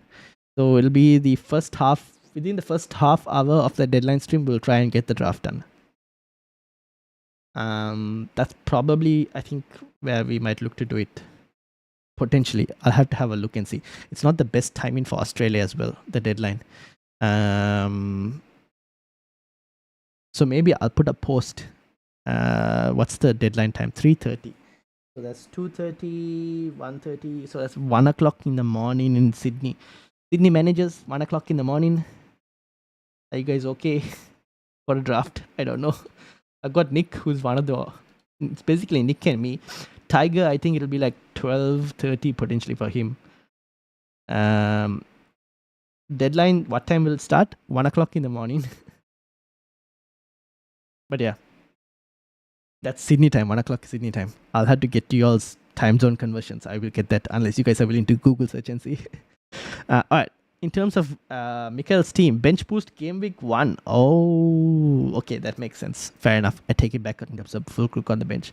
Bench boost game week 1. You have to be a bit concerned with Dubravka, Mikel. There is at the moment no guarantee that Dubravka is going to start game week 1. So watch out for that. Collins.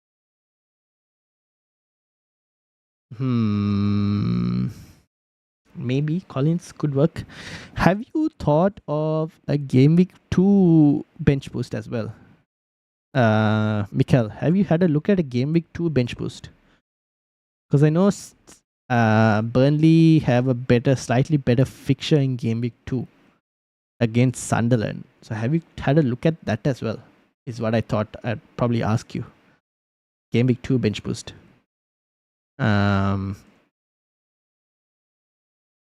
Collins, maybe defensive cons potentially. In terms of the starting 11, the rest is not too bad. Anderson and Reinders together, okay. I guess when you rotate with Fulkrug, it'll be fine. Defense, I think, is fine as well. The rest of the defense. Yeah, I don't mind it, to be honest, overall. No Salah, obviously, which is very interesting, but you got Wirtz in there as well. On the deadline day, I'll be up all night anyways. Fair enough. So 11 p.m. my way. I think so. Romano thinks Eze will be sold before weekend. If not, very early next week. Ooh, okay. For anyone who has Eze, avoid. Potentially. Until that transfer is done. That also includes for anyone who has Pape Madasar then. That's also an avoid. Okay. The rest, I don't mind. If this is a Game Week 1 bench boost, yeah. Even a Game Week 2 bench boost, the only thing with Game Week 2 is that West Ham don't have a good fixture. They have Chelsea. So maybe in that case, you might even prefer a Game Week 1 bench boost actually. Because it's against Spurs. You never know what will happen Game Week 1 against Spurs. So actually, I take it back. Game Week 1 bench boost could potentially be a case as well. It might be a decent option. What do you think of swapping Fernandes for Reinders? I think getting Reinders over Bruno Fernandes? No. I prefer Bruno Fernandes. So only issue with this for Game Week 1 is keep an eye out for Burnley press conference because Dubravka is a slight concern. That's the only thing I'll add in terms of that. But the rest of the team is completely fine. I think now that I think about it, maybe Game Week 1 is slightly better because you never know against Spurs, you might get some luck. Alright, we saw this team as well from Roku. Now, this one, whose was this? This was sent to me on Instagram. Whose was this? Was this Sandry? Yes, this was Sandry. So Sandry has Spurs defense a crap just now. Yeah. We will struggle versus Burnley after Super Cup as well. We won't be fresh, we will win, but I can see a 2-1 win Spurs. Yeah, fair enough. If that's the case, even if like they get defensive contributions, I think it's pretty fine. Like if these guys can get defensive contributions and if Dubravka starts and can get a few saves, 3 points from Dubravka, 4 points from Steve, or even 3 points from Steve, that's 6 points already. Then you just have to hope that Collins and Fulkrug can come away with like some results and you're happy. Even if you get like, if you get 12 to 15 points on the first bench boost, completely fine with that. 15 points and plus on your first Game Week 1 bench, on a first half of the season bench boost, I think is pretty good. I'll take it. Alright, Sandry. We got Sanchez, Van Dijk. Damn it, chat disappeared again. We got Sanchez, Van Dijk, Van de Ven, Murillo, Salah, Palmer, Reinders, Kudus, Fulkrug, Watkins, Gyökeres, Dubravka, Anderson, Konsa, and Steve. All right. With this, same concerns I mentioned about Van de Ven. Fitness, keep an eye out for that. Might be a slight issue. Van Dijk, Murillo, yep. Sanchez, fine. Salah, yep. Palmer, fine. Reinders, fine. Kudus, I think Kudus will feature. I'm not sure whether it's a centre mid. I mean, whether it's the cam or the right. Either way, he'll probably still feature. Fulkrug, Watkins, and Gyökeres, solid front line. Anderson, Konsa, and Stev, not too bad as well. Konsa obviously not going to get defensive contributions, but minutes-wise, he's okay. Actually, minutes-wise, he's reliable. I don't really have much to say about it, apart from Van de Ven potentially. Keep an eye out for him. The rest of the team, I think, is okay. Don't really have much to say about it. Van Dijk, like I said before, defensively slightly concerned about Liverpool's on the transition getting caught out on the counters. But Van Dijk is probably the safest in terms of minutes. Reinders also I'm okay with. I believe Van de Ven won't play versus Burnley of the Super Cup and it'll be Danzo or Romero. Yeah, okay. So that's the thing. Sandry, keep an eye out for Van de Ven. You might want to find someone else potentially. It's all I could add for that one. Kudus, I think should be okay. Rest of the team is fine. I think the more teams I go, I've kind of tracked onto like all of these players that I think, yeah. Anderson to King and upgrade Van der Ven to Pedro Porro. Oh, wait, is Anderson 5.5? No, right? Anderson is 5, right? Surely Anderson is 5. Is Anderson 5.5? I'm blind. Where's Forest? Here we go. Oh, Anderson is 5.5. Oh, so why are people going for Reinders instead? But you already have Reinders. So if you go Anderson to 5.5 to 4.5 in Josh King, you can then, yes, definitely go Van der Ven to Pedro Porro. You could probably do something like that as well. Yeah. You could do that. Shall I replace Wan-Bissaka with Diouf? Yes, I don't mind it, Tiger. I do not mind it at all. Alright. So that's Sandry's team. Pretty good. You can do those moves and then you should be fine. Keep in mind Josh King. I think Josh King Combe did mention Josh King should be should get a few minutes here and there. Oh, I read Combs' question. Kelleher could change. I just don't like the thought of 2 Brighton defensive players over Bournemouth options. Fair enough, Combe. I've just read your comment in terms of the Kelleher defensive rotation with Valdemarsen, so fair enough. Alright, next team. This one. This was sent to me by... Was this Evan? Yes, this is Evan. Evan, are you still here? Evan said, currently on this team, wondering what you think. Watched both Arsenal games and I think Gyökeres will do well.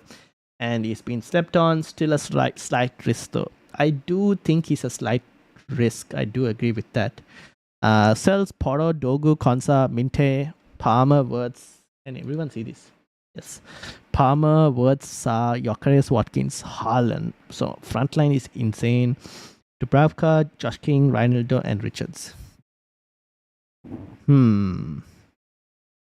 How much is Minte? Is Minte also with Brighton? Someone I would keep an eye out for over Minte is Rutter. How much is Rutter? 6 million. I would potentially, I don't know, I might slightly punt over Rutter over Minte at the moment. I want to make a debate. No debates. I'd probably go Rutter over Minte. Is kind of my thinking. Did I lose the team? No. Okay, let me close these teams. I'll probably go potentially Rutter over Minte because Rutter was playing, if I'm not mistaken, in preseason he was playing as like the striker, right? Because Welbeck wasn't really starting. Yeah, here we go. George Rutter was in the striker spot. So keep an eye out for that. For Evan. Did he 2-2? Here we had Minte in the striker spot and Rutter was there in the right wing. Oh, interesting. Okay. Against Las Palmas, yeah, Danny Welbeck. But as like I said before, Danny Welbeck and his fitness is a big question mark. Okay, fair enough. I think you could go with Rutter or Minte. I slightly prefer Rutter at the moment. For Evan. The rest of the defense, rest of the midfield, I think is interesting. Sarr, we've seen before, should be a very interesting pick. Patrick Dogu to start off with against Arsenal. You could get lucky with some attacking returns. I don't mind Patrick Dogu. I think he's one of the most attacking 4.5 million options that you can find. Konsa, yeah, I don't mind. Porro, I don't mind as well. Sells is fine. Dogu is an interesting pick. I don't really know exactly where to, from the 4.5 options, I think he's definitely one to consider. I don't know if I would prefer Diouf at the moment over Dogu, but I think I prefer Dogu from like in week 2 slightly onwards than Diouf. So I'm a bit concerned on like in terms of 4.5, I'm mixed in terms of the 4.5 options. But I don't mind Dogu attacking wise. Could be fine.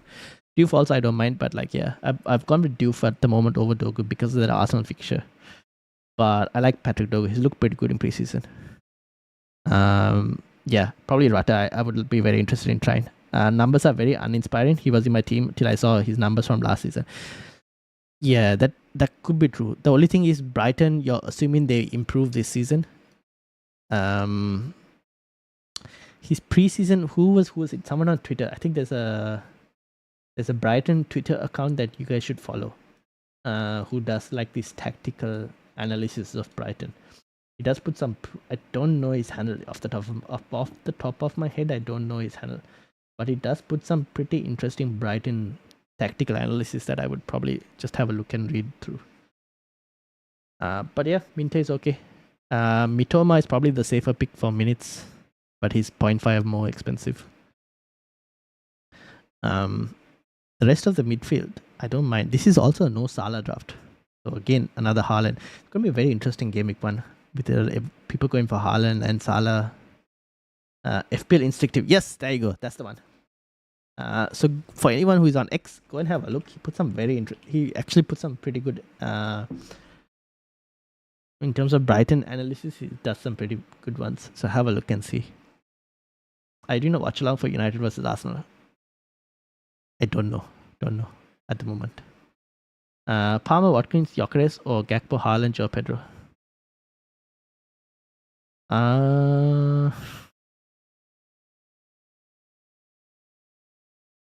Probably lean towards Palmer, Watkins, Gyökeres. 11 goals and assists in 19 starts last season. Don't seem too uninspired. I mean, 11 goals and assists in 19 starts. It's not too bad, right? That's more than one, almost slightly more than one goal contribution every other game, right? That's not too bad, I would say.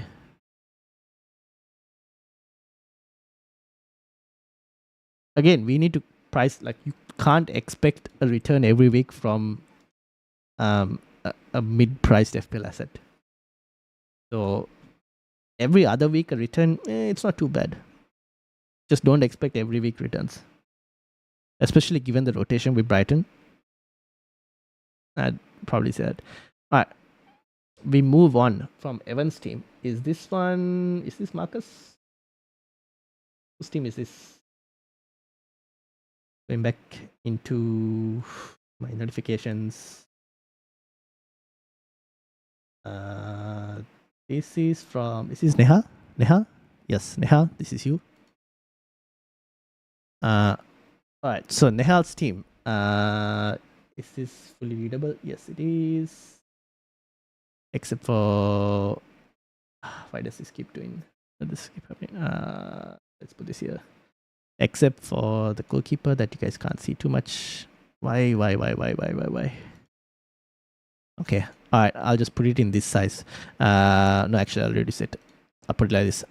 Cells in goal, guys, for anyone who can't see it. But we've got Cells in goal, Munoz, Williams, De Kuyper, Iwobi. That's a very interesting pick. That's the first pick I've seen with Iwobi in the draft. Palmer, Bruno, Reinders, Salah, Watkins, Evan Nilsson as well. That's another very interesting pick here. Pure, Konsa, Steve, and Dubravka. Nehal, how much do you have in the bank? Is it 0 in the bank?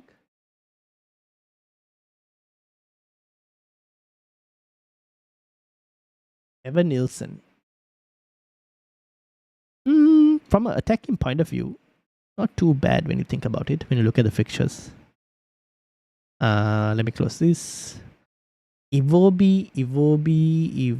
I don't know how I feel about Iwobi to start off with.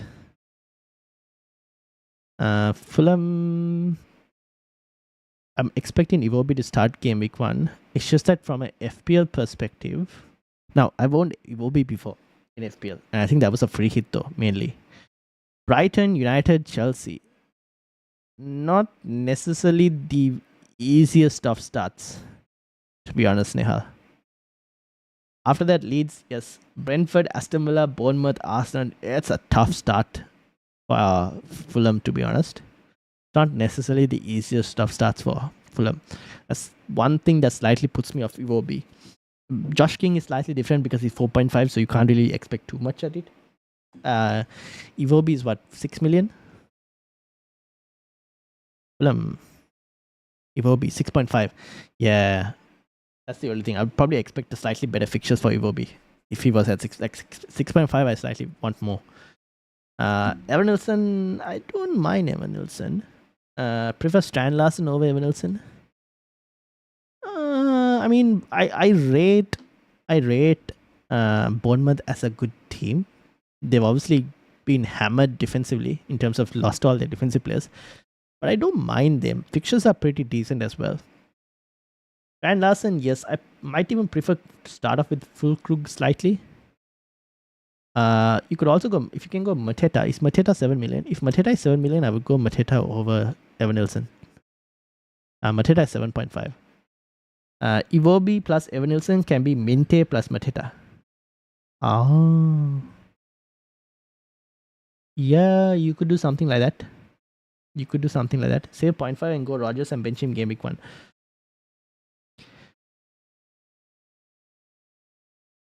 Could do something like that as well, but I wouldn't. I'd be a bit scared with that unless we knew like Rodgers was fitness wise was okay. I'd be a bit scared of doing that with a player whose fitness is at the moment questionable.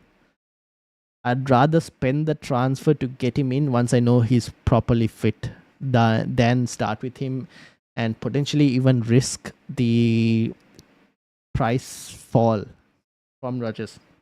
Because there'll be a lot of casual managers who've got Rodgers in their team and don't know that he's injured.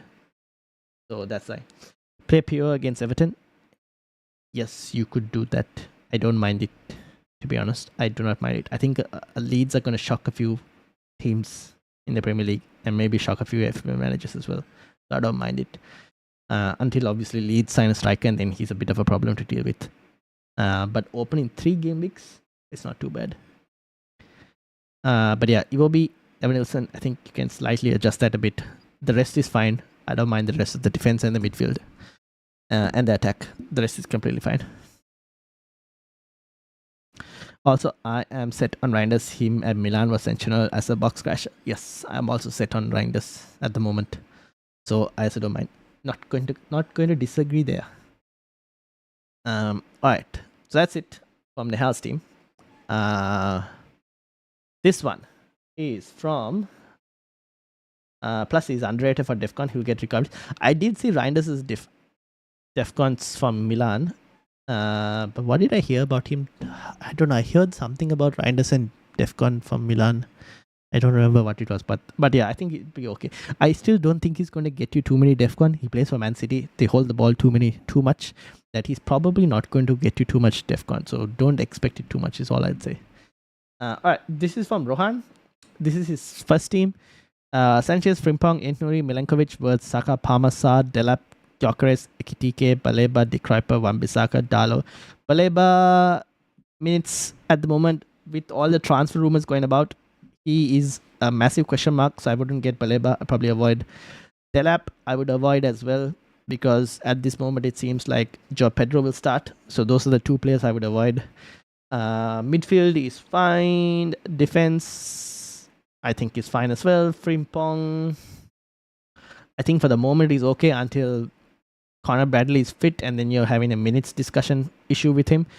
I would still probably get Dubravka ahead of Dalo because Dalo is not going to play. It's going to be the new Leeds goalkeeper that's going to start, so I'd swap Dalo out. The rest is fine. So yeah, Delap and Baleba and probably Dalo. That needs to be Baleba to Xhaka in this team. Okay, that makes sense. Yeah, fair enough. Then so Liam Delap is someone I would probably switch. I don't think he starts. He could be like there could be like games where he rotates, but yeah, I don't think he starts. Wan-Bissaka or Diouf or any other player. Probably start with Diouf. Tiger. Diouf. And Dalo for maybe Dubravka. And this was Rohan's next team, which had Rea, Van Dijk, Kukurea, Frimpong, Salah, Diarra. Ooh, I can't comment on Diarra at the moment in terms of Sunderland. I don't have enough knowledge on that one. Saka, Joe Pedro, Raul Jimenez, who should potentially start now. But I still don't like Fulham's opening set of fixtures too much. If you can find someone else ahead of Raul Jimenez, I probably would prefer that. Gyökeres, I'm guessing this is Xhaka, Reinildo, Rodon, and again, Dubravka potentially ahead of Dalo. Between Team 1 and Team 2,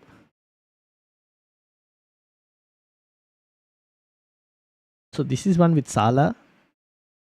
This is one with Wirtz and Saka and Palmer. I think if you can find someone else in terms of Raul Jimenez, and obviously remove Dala for Dubravka and change Diarra for someone else, I'd prefer this team. I still don't know if Rea is worth it personally. 125 recoveries in 36 starts from Milan, nearly 4 recoveries. But I had a list of. I don't know if I did it for Reinders, but I think I had a list of DEFCON points per 90. I don't know if I did it for Reinders. Let me have a look and see if I can find it.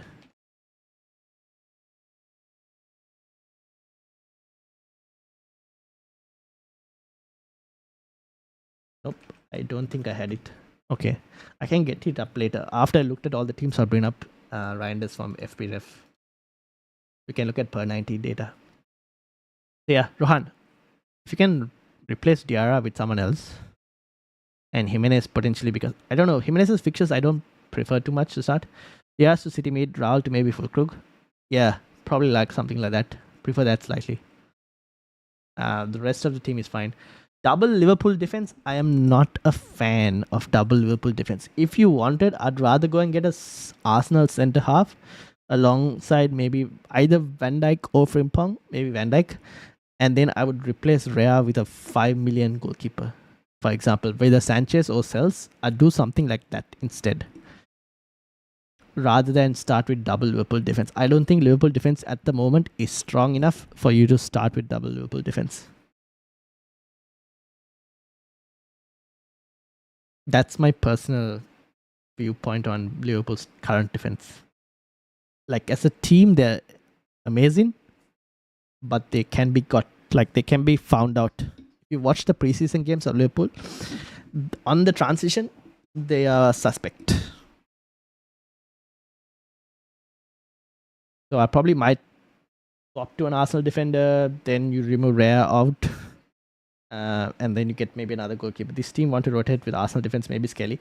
You could go for Skelly, could go for Saliba, or I think Gabriel is back. Wasn't Gabriel back in the last game? If I'm not mistaken. Or did I just see that? Yes, Gabriel was back. Probably go Gabriel.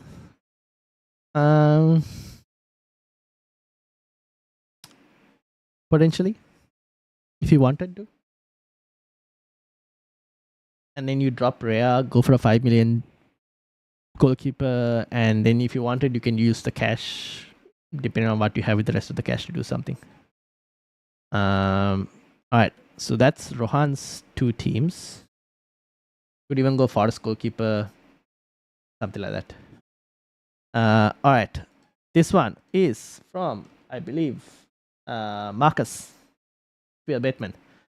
And while I have FPL Batman's team up as well, let me load a few of the other teams as well. Which was this one. I think we got another team from Sam. Did I miss any in the Discord? Aha, I did have some. I think Becky and Hillbilly.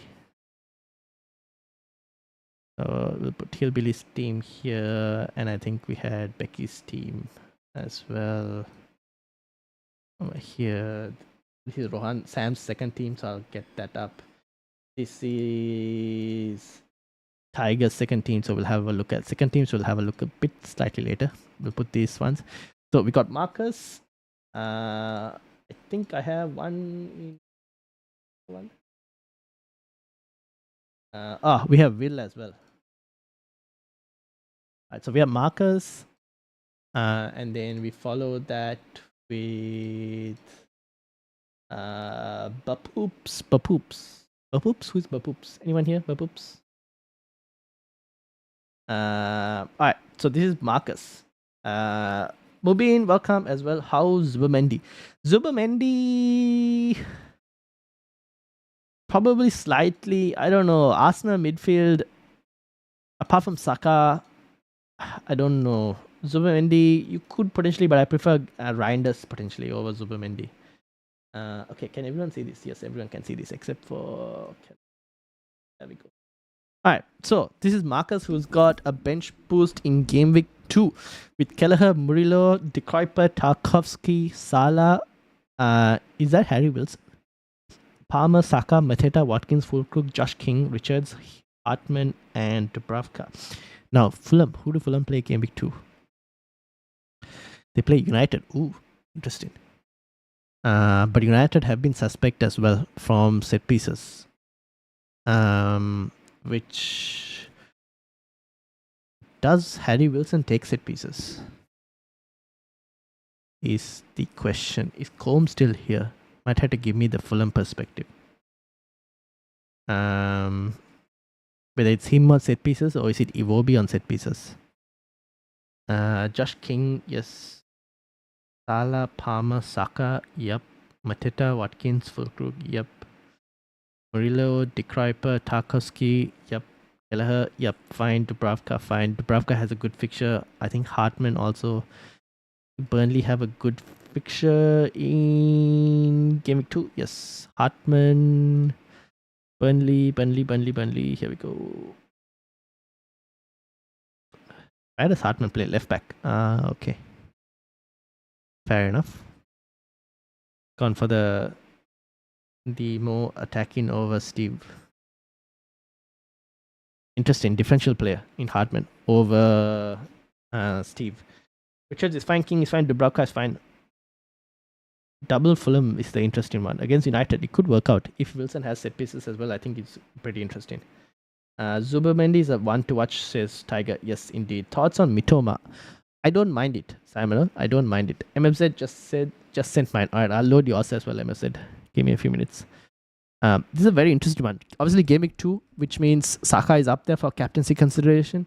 The forward line is completely fine. Crystal Palace have Forest, which is not too bad for a game week 2 fixture as well. West Ham have Chelsea. Not too bad. But it's the bench you're looking for, right? Bench. So you've got Burnley, who have good fixtures in game week 2 against Sunderland. And you have Fulham, who are against United, which at this moment, I wouldn't say United's defense is solid. So I think they can be got at as well. And then you have Crystal Palace or potentially Tarkowski as well. Brighton play Everton. So it's Brighton versus Everton. So you're hoping for like a 0-0 ideally. Palace play Forest. I could also end up with Palace slightly edging it. Is it Palace at home? Yes, it's Palace at home as well. Saka captain for game week 2. Yep. This could work out. Very interesting team. So your Palace at home definitely should have the advantage over Forest. It's the Fulham team that I'm interested to know. How much is Wilson? Fulham. And this is Fulham at home, right? Oh, it's Fulham. Yeah, Fulham at home. Wilson is 5.5. Yeah, fair enough. If I was to compare that to Reinders, who has Spurs. Yeah, I don't mind it actually. Interesting team, Marcus. Forest scored once in preseason. Yeah. That's why I think I won't be surprised even with like a 0-0 potentially in that game, to be honest. Forest attack doesn't look good. Defense though, it's not too bad. So even if you get I think if you get a 0-0, you're happy, right? It's just that Mateta that misses out. But you have Murillo and Richards as well. So 0-0 is like probably the best case scenario. Wilson has 5 preseason goals. Yeah, I haven't followed Fulham enough to this thing. Okay. I think that could work out. He plays on the right-hand side. So that's United's left-hand side of Patrick Dogu, who will bomb forward quite a bit. So can be caught out. Yeah, I don't mind it. I do not mind that. Should be an interesting one, that one. Cool. I like it. Differential team as well. Midfield is fine. Attack is fine. Defense should do well as well. So you're hoping for some clean sheets personally in game week 2 because De Kuyper and Tarkowski. So we just have to hope that Kelleher and Dubravka are fit for game week 2. That's the only doubt in this team at the moment. But the rest looks completely fine. I'm assuming no money in the bank for this one. Probably no money in the bank, right? Because you have Saka and Palmer and Salah and Watkins. Thanks for taking a look. No worries. No worries. Yeah, I like it. Very interesting team. All right. From Marcus's team, we go on to Bapoops. I don't know who Bapoops is. Someone's going to have to tell me. But if you're watching this, welcome. Mubin, is this your team? I don't even know. Sells, Takaski, Murillo, Diouf, Sa, Palmer, 100 million spent. That makes sense. Okay, so no money in the bank. Fair enough, fair enough. Okay, interesting team. I like it. I still don't know personally when I'm going to play my bench boost as well. At this moment, I haven't really decided when I want to play my bench boost. Alright, so we have Sells, Takaski, Murillo, Diouf, Sa, Palmer, Gakpo, Salah, Semenyo, and Evanilson. Ooh. Bowen, Anderson, Lacroix, Makiu, and Dubravka. With this team, the only thing I will be concerned about is the double Bournemouth attack. Semenyo is 7 something? 7 million. Yep, there we go. That's the only thing that will kind of put me off. The double Bournemouth attack. If Rodgers was fit, obviously I would have recommended Rodgers, but he's not fit. Can't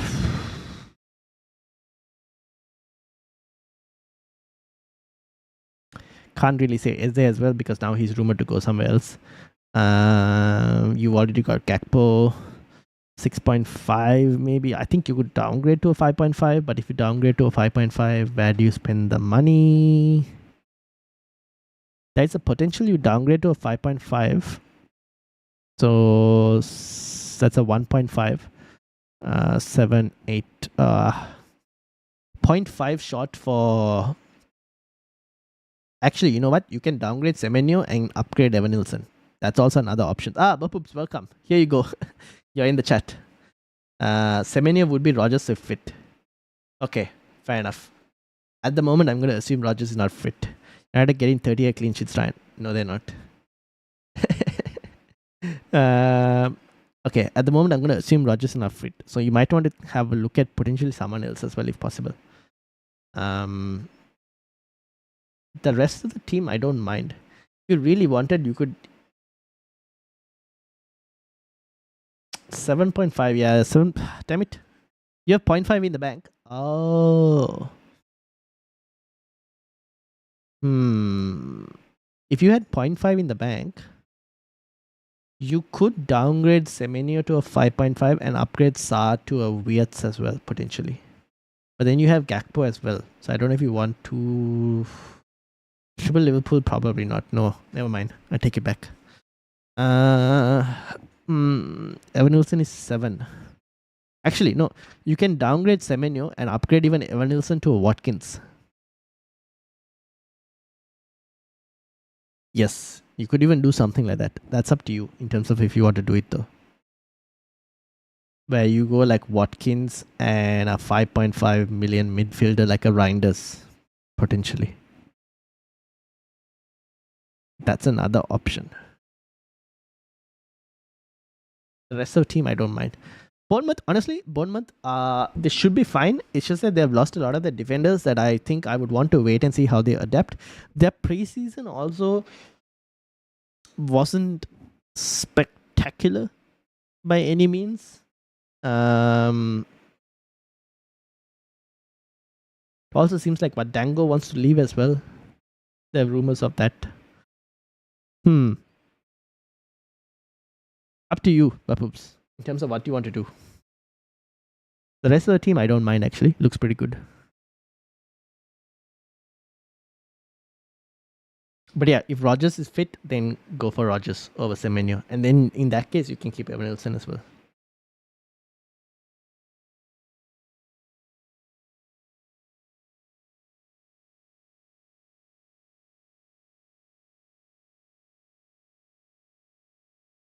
Alright, next draft we have is, I'm gonna hard react to these because I actually read them. Okay, thank you. No worries, you're welcome. This one is from Discord. This is from Discord. This is from Discord, isn't it? Is this Hillbilly? No, this is not Hillbilly. Whose is this? Wait, is this Discord? This is not on Discord. This is from. Was this Sam's new one? Will. This is Will. Sent mine on Discord. Okay, let me have yours as well. Yes, I got yours as well. Stamina. Why did it open in the wrong one? So let me load Saminals and also MFZ. Okay, MFZ is taking the piss with his team. So I will have to load MFZ. Send me your actual team. I'm definitely not. Okay, we'll go through MFZ's team. I'll spend a good 5 seconds on it. This is MFZ's team. That's basically it. That's all I'm spending on that. Send me your actual team. I didn't even spend 5 seconds on that team. All right, this one was from Will. I think Will is still here. Will says, might downgrade Porro to upgrade goalkeeper to Sanchez, swapped Van der Ven for Ekitike after the Community Shield game, could downgrade Ndai to a 5.5 or just keep Kelleher. Ndai to a 5.5, I don't mind. If you want to go like a Reinders, I do not mind that. I'm all for that, to be honest. Joe Pedro, yes. Ekitike, okay, yep. Slightly, if you're downgrading Ndai to a 5.5, and since you already have Wirtz and Salah, I don't mind spending the extra money you get, Will, on upgrading Ekitike to Watkins. Is one option. Palmer, Rata, yep. Joe Pedro, yep. You, Pedro Porro, Murillo, De Kuyper, Munoz, and Estev. I mean, defense looks pretty good. Kelleher and Dubravka. So you said you were downgrading Porro to upgrade Kelleher. I mean, if you downgrade Ndai to a 5.5, right? You have you can spend 0.5 on the goalkeeper and 0.5 on Ekitike. I don't see Ekitike to Watkins as an upgrade. Fair enough. I just think Aston Villa's opening set of fixtures are really good. Hence why Watkins' recommendation. And Watkins has been pretty good in preseason as well, to be honest. Van Dijk, not Van der Ven. Wait, Van Dijk? What do you mean? Oh, you mean... Oh, swapped VVD for Ekitike. Okay, not Van der Ven. Sorry, I read that as Van der Ven. Swapped Van Dijk for Ekitike. Okay.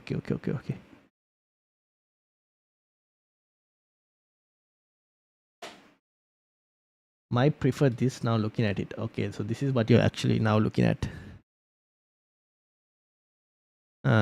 So you have Gabriel, Murillo, De Kuyper, Munoz, Sanchez, Esther, Reinders, Wirtz. Okay, fair enough. This is also not a bad option. Yeah, center version with Reinders. Yeah, it's this one, right? Yeah. Yeah, this is also not too bad. Defense is pretty solid, actually. Strong defense. Midfield looks good. Forward line is good as well, not gonna lie. I think after game week 3, if Liverpool have Isak, then you obviously remove Ekitike for someone else. But this is not a bad start as well. I slightly prefer this over this one. I prefer this version personally. I'd rather go with this one at the moment.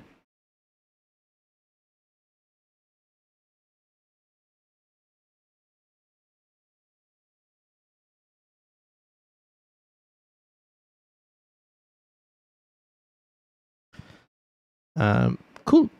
Yeah, Ekitike is a bit of a point, but obviously we're hoping we sign Isak. Yeah, that's the thing. If you sign Isak, then yeah, then. But even if Liverpool sign Isak, I don't see that happening before game week 2's fixture against Newcastle. I don't see that happening before Newcastle fixture. So if anything, it's going to be later in the window, which means he might not even be fit for game week 3. So you're probably looking at like after international break for Isak to feature for Liverpool. So yeah. So I think for the first 3 game weeks, he should be okay. All right, moving from that over to, I think this is the Discord. This one was sent by, is this Hillbilly? Sells and Haaland? Yes, this is Hillbilly. No Salah draft. Sells, Porro, Ain't Nuri, Williams, Palmer, Wirtz, Bruno, Rogers, Reinders, Haaland, Joe Pedro, Dubravka, Giu, Ronaldo, and Steve. Hillbilly, keep in mind for Rogers, Morgan Rogers, if not fit, you might need to find someone else. In terms of bench, is it too thin? I don't think so. I don't mind the bench. I've got a very similar bench, to be honest. Actually, I have a very similar bench, except for Ronaldo. I have Roden from Leeds. I literally have Roden instead of Ronaldo. That's the only difference. So I can't really say bench is too thin when I have almost the exact same thing. I just think you need to find a Rogers replacement. That's the only difference. Defense, solid. Midfield, solid. Attack, pretty good. Potential bench boost 2. Porro is the only red fixture. And that is, if I'm not mistaken, against City. He could get some defensive contributions. Not a bad player to have for that fixture, to be honest. Let me close some of these teams.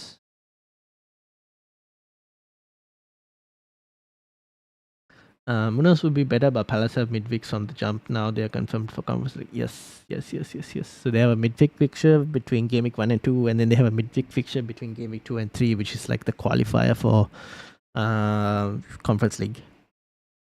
Did you get my second team? Yes, Sam. I've got your second team up as well. Don't worry.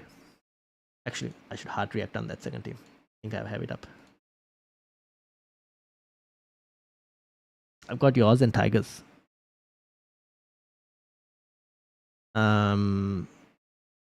But yeah, I mean, I think it's fine. Just find a Rogers replacement is what I would say. Have a look around. With no money in the bank for this one, you're probably looking at a 7. Not 7. You're probably looking at some 6.5 million options, or you downgrade Porro to like a 5 million option, and you upgrade Rogers to like a Gakpo. That's another option potentially that you can try and do. Where you downgrade Porro and then upgrade Rogers to Gakpo. What do you think about Pape Matar? Does he have good DEFCON potential? He's okay for DEFCON potential. If he plays in that pivot as well, he should be okay. The only thing is with with Spurs rumored with all their new signings, it could be a bit of a problem. I had Pape Matar as well at the start in one of my initial drafts, but with the signing of Paulinho, I took him out. And then obviously add to this, now they're linked with Eze, they're linked with Savinho. Kind of might avoid Pape Matar at the moment. Rotation? Yeah, to an extent. Might have, potentially. Yeah, fair enough. Okay, fair enough. I mean, I don't mind this. Just find someone else then for Rogers. Or at least for the moment, keep another option for Rogers. But yeah.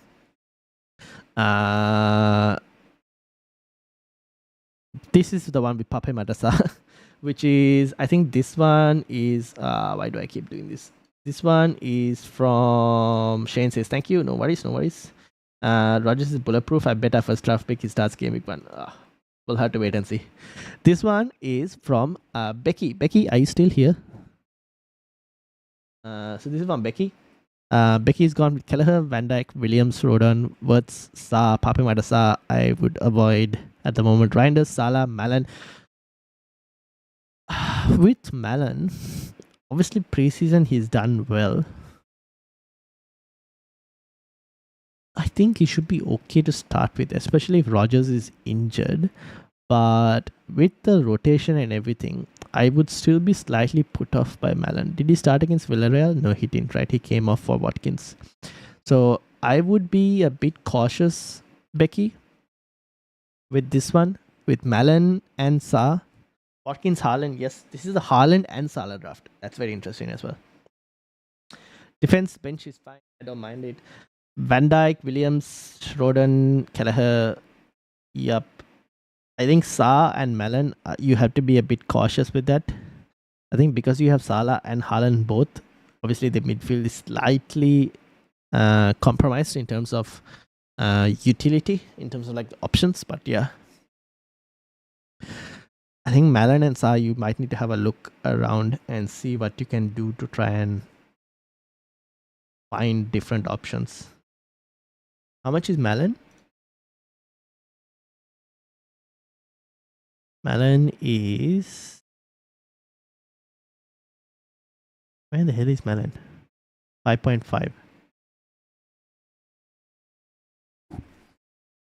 Maybe even like a Josh King or something at 4.5. But then you'll have to start your defender.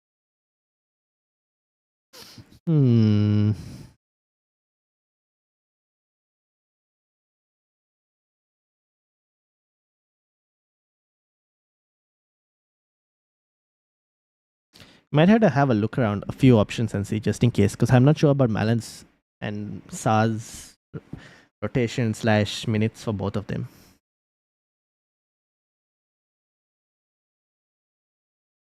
I have another 1 million in the bank. Oh, you do? Okay, that might help, to be honest. So that you could even potentially upgrade Malon or Sa to a 6.5.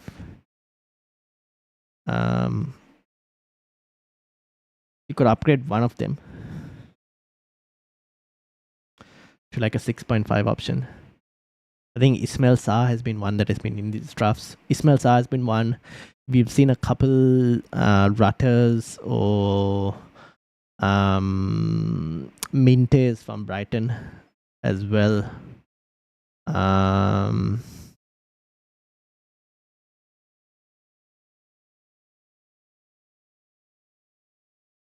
There's also Josh King at 4.5. Ahmad, I think Ahmad also not too bad, to be honest, now that I think about it. Because he will actually start games for the moment. So even Ahmad is not too bad, to be honest.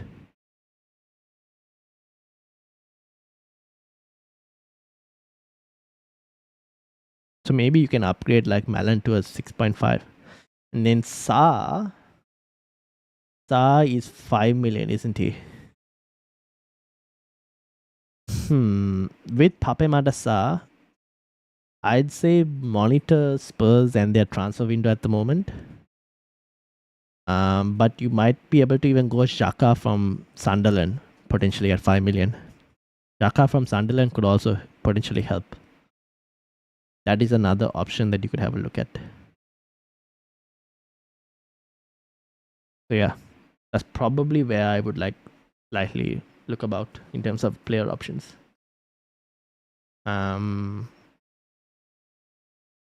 Cool. So that's Becky's one. Moving from Becky, Tottenham are ahead in the race for Eze or Arsenal. So yeah. Oh, but then Eze is like 7.5, right? That's the thing. Becky can't get to Eze. That's the thing. This is, if I'm not mistaken,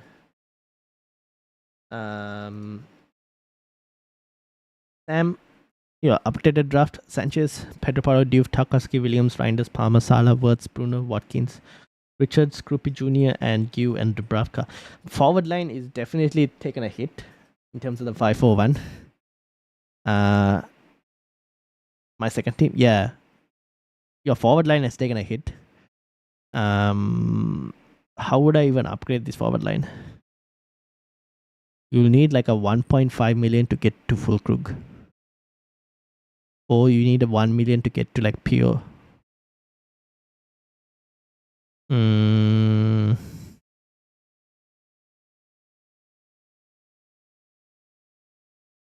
Oh, it's because of the defenders. I was wondering, we have the exact same midfield. I was like, wow. And now I realized your defenders are more expensive than mine. This team is my most favorite draft I made so far and fun. What's your thoughts? And Gu has a clause in his contract where he's got to play or a big fee has to be paid. Yeah, that's why I think Gu will play games. So I think he's fine. It's just Krupi Jr. in terms of minutes there that I'm slightly like maybe non-existent. So I'm wondering whether you could have done slightly better to upgrade like the second forward spot. But I can see why the midfield is the same as mine, so I'm not going to complain there. I mean, you could start off with this, and then if one of the defenders don't perform, or if one of the midfielders don't perform, and if a forward steps up, you can upgrade Krupa Jr. to whichever forward steps up. That's a possible way of looking at it. So as a start, I don't mind this for the moment. And then depending on how players perform, you could look towards upgrading one of the, like upgrading a forward like Krupa Jr. to one of the forwards if any of the forwards step up. So I don't mind a 4-5-1. So I think I like it, yeah. Looks very interesting. Definitely fun as well. Definitely interesting draft.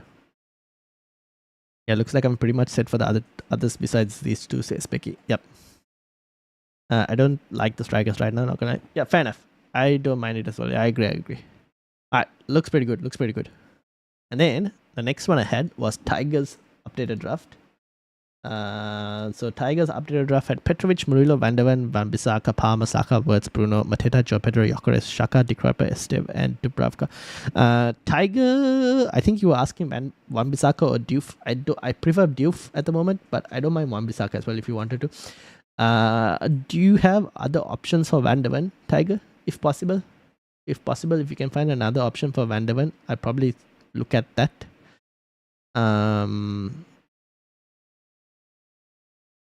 Palmer as the captain to start off with. That is actually very interesting. Against Crystal Palace.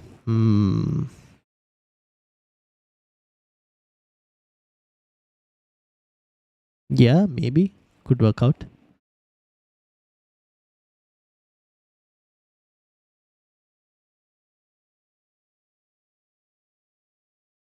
Heavy reliance on Arsenal and Arsenal doing well. I think Game Week 2 Tiger will benefit a bit more than Game Week 1.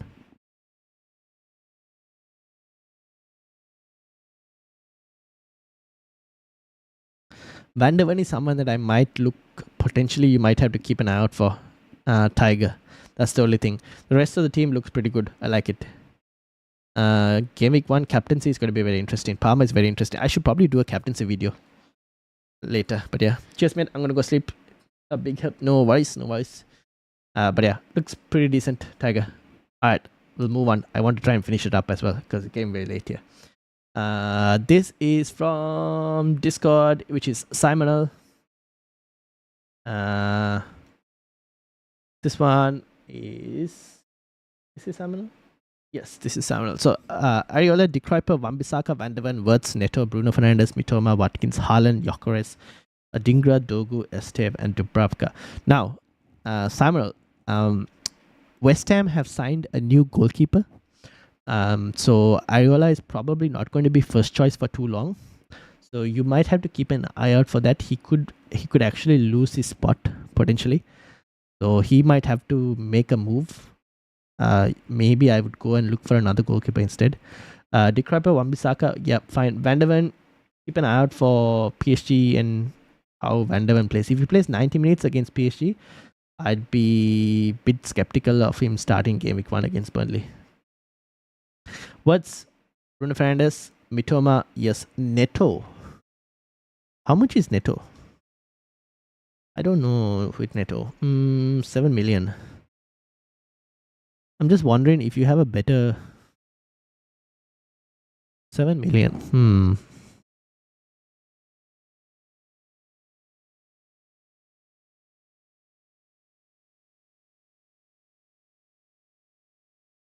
I don't know about Neto. I just think too many. Apart from Palmer and even Joe Pedro is like, I feel like minutes risk. I feel like Neto is a slightly even more minutes risk, especially if they end up getting like Xavi Simons and Garnacho and all of these players that they're linked with. I just think Neto is a rotation risk. That's the only worry I have in Neto. The rest of the midfield, I don't mind. With a Dingra, I don't mind. But Neto, I'm kind of worried about. Any thoughts on Spurs forward options? Avoid at the moment, Rohan. Please look at mine too. I sent it now, says Dylan. Where did you send it, Dylan? Did you send it to me on Instagram? Yes, you did. Alright, I'll load your team up as well, Dylan.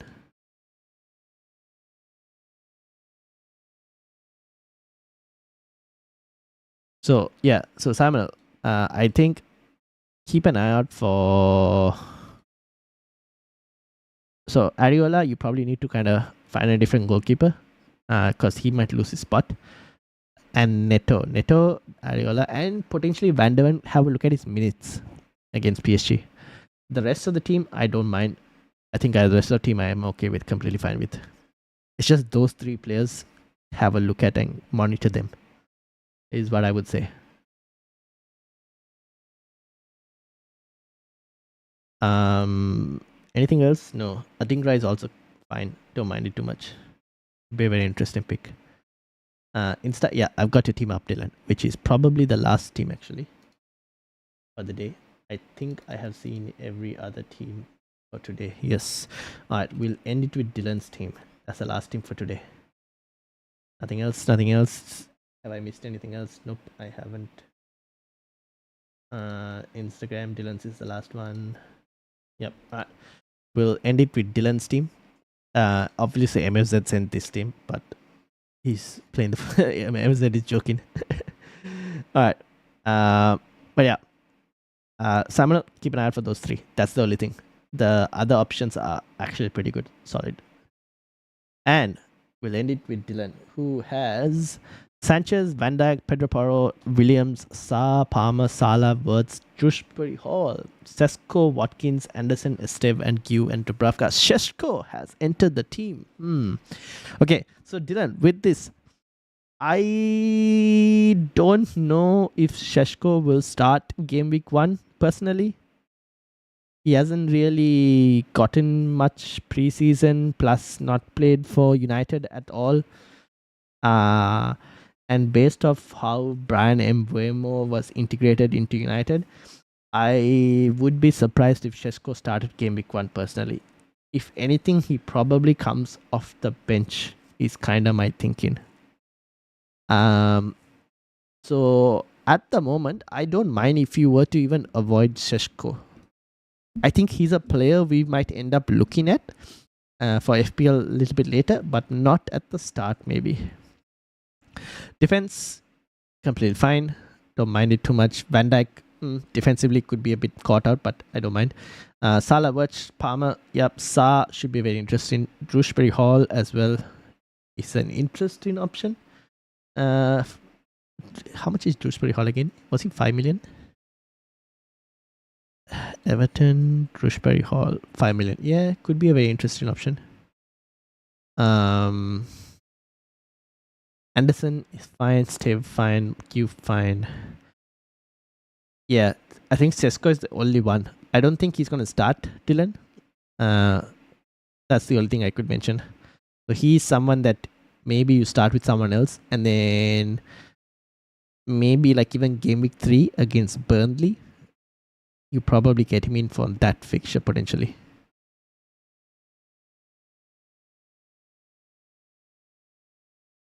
So yeah, that's basically it. I think we've gone up to that much. I was supposed to look at Reinders on F.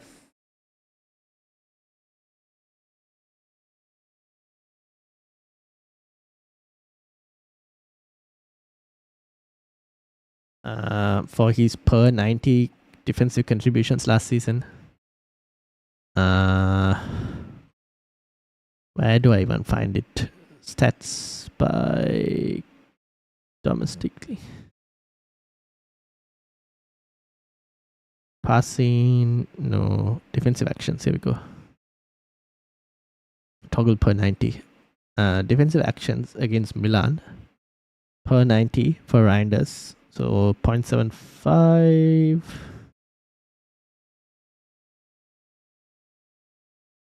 Oh. Am I looking at the wrong one? Oh no, this is Inter Milan's thingy. Where is his individual data? Too much to look at. I'll have a look at Reinders later, potentially. But yeah, I don't mind Reinders. But yeah, Dylan, that's the only thing I'll mention with Sheshko. But the rest of the team looks fine. Shrewsbury Hall, I mean, 5 million could be. I'd be a bit careful with Everton at the moment. They've kind of signed a few players. I would like to see how they integrate all of these new players. So because Shrewsbury Hall could end up playing in the pivot as well potentially, instead of the number 10, because Grealish is also there now. So just keep an eye out for Everton. I'm not really exactly sure how they're going to integrate at the moment. So I'll be a bit cautious with Shrewsbury Hall and Sheshko. Everything else completely fine. Having said all that, my voice is basically as good as gone. So we will end it there for today. Thank you to everyone: Dylan, Rohan, Simonal, Sam, Becky, Hillbilly, Will, Simonal, Tiger, Bapuz, FPL MFZ, FPL Batman, Marcus, Nehal, I mentioned Rohan, Sandri, Nick, Tiger, Nicky Slomi, Tiger, Mikael Werner, Roku, FPL Sidenet, Pete, thank you very much as well. Colm, obviously, as well. Andy as well. Caleb, Will, Amit, Jamie, and everyone else who's been watching earlier on as well. FPL was at Andrew Barton as well. Connor, Yogesh, JD. Thank you all for watching. Chad as well. JD said thoughts on no Salah, no Haaland. That's also a very interesting draft. But thank you all for watching. If, like I mentioned earlier, if you guys are interested in an FPL draft, leave it on the comments of this video, and then we'll probably look to do an FPL draft. If there's enough numbers, then we'll probably look to do one at the start of the deadline stream is probably what we'll be doing. So let me know in the comments if you guys are interested after this video. But yeah, thank you all for watching. Have a good night, everyone, and I will see you all tomorrow. Tomorrow, podcast for Game Week 1. I'll be joined by FPL Amateurs of Oz, Quinton, and I'll be joined by the FPL Addicts pod, Chaza Roberts. So keep an eye out for that tomorrow. That'll be 1 hour earlier, so 8 p.m. Sydney time, 11 a.m. UK. That's the time zone for that. I think that'll be 3:30 p.m. in India, if I'm not mistaken. So yeah, that'll be tomorrow, and about 6 p.m. Singapore, Malaysia. Donnarumma to Man City, is that actually a rumor that's going on? I thought Manchester United were linked with him. Okay, some have to have a look and see. I'm now no Salah, no Haaland, says Carl. Ooh, okay. Interesting. Put your team in the comments, Carl, and I'll have a look at it. All right, I'm going to end it here. Thank you all for watching. If you've reached up to this point, and if you haven't hit that like button, do hit the like button. We're closing in on 2K subscribers. So if you can help us get there, let your friends know. Also, if you haven't joined the mini league, I should probably put it in now. Do join the mini league. If you haven't joined already, the code is obviously on the screen, and that's the code. If you guys want the link as well, auto join link is also in the description as well. But yeah, thank you all for watching. Have a good one, everyone, and good night, and I'll see you all tomorrow.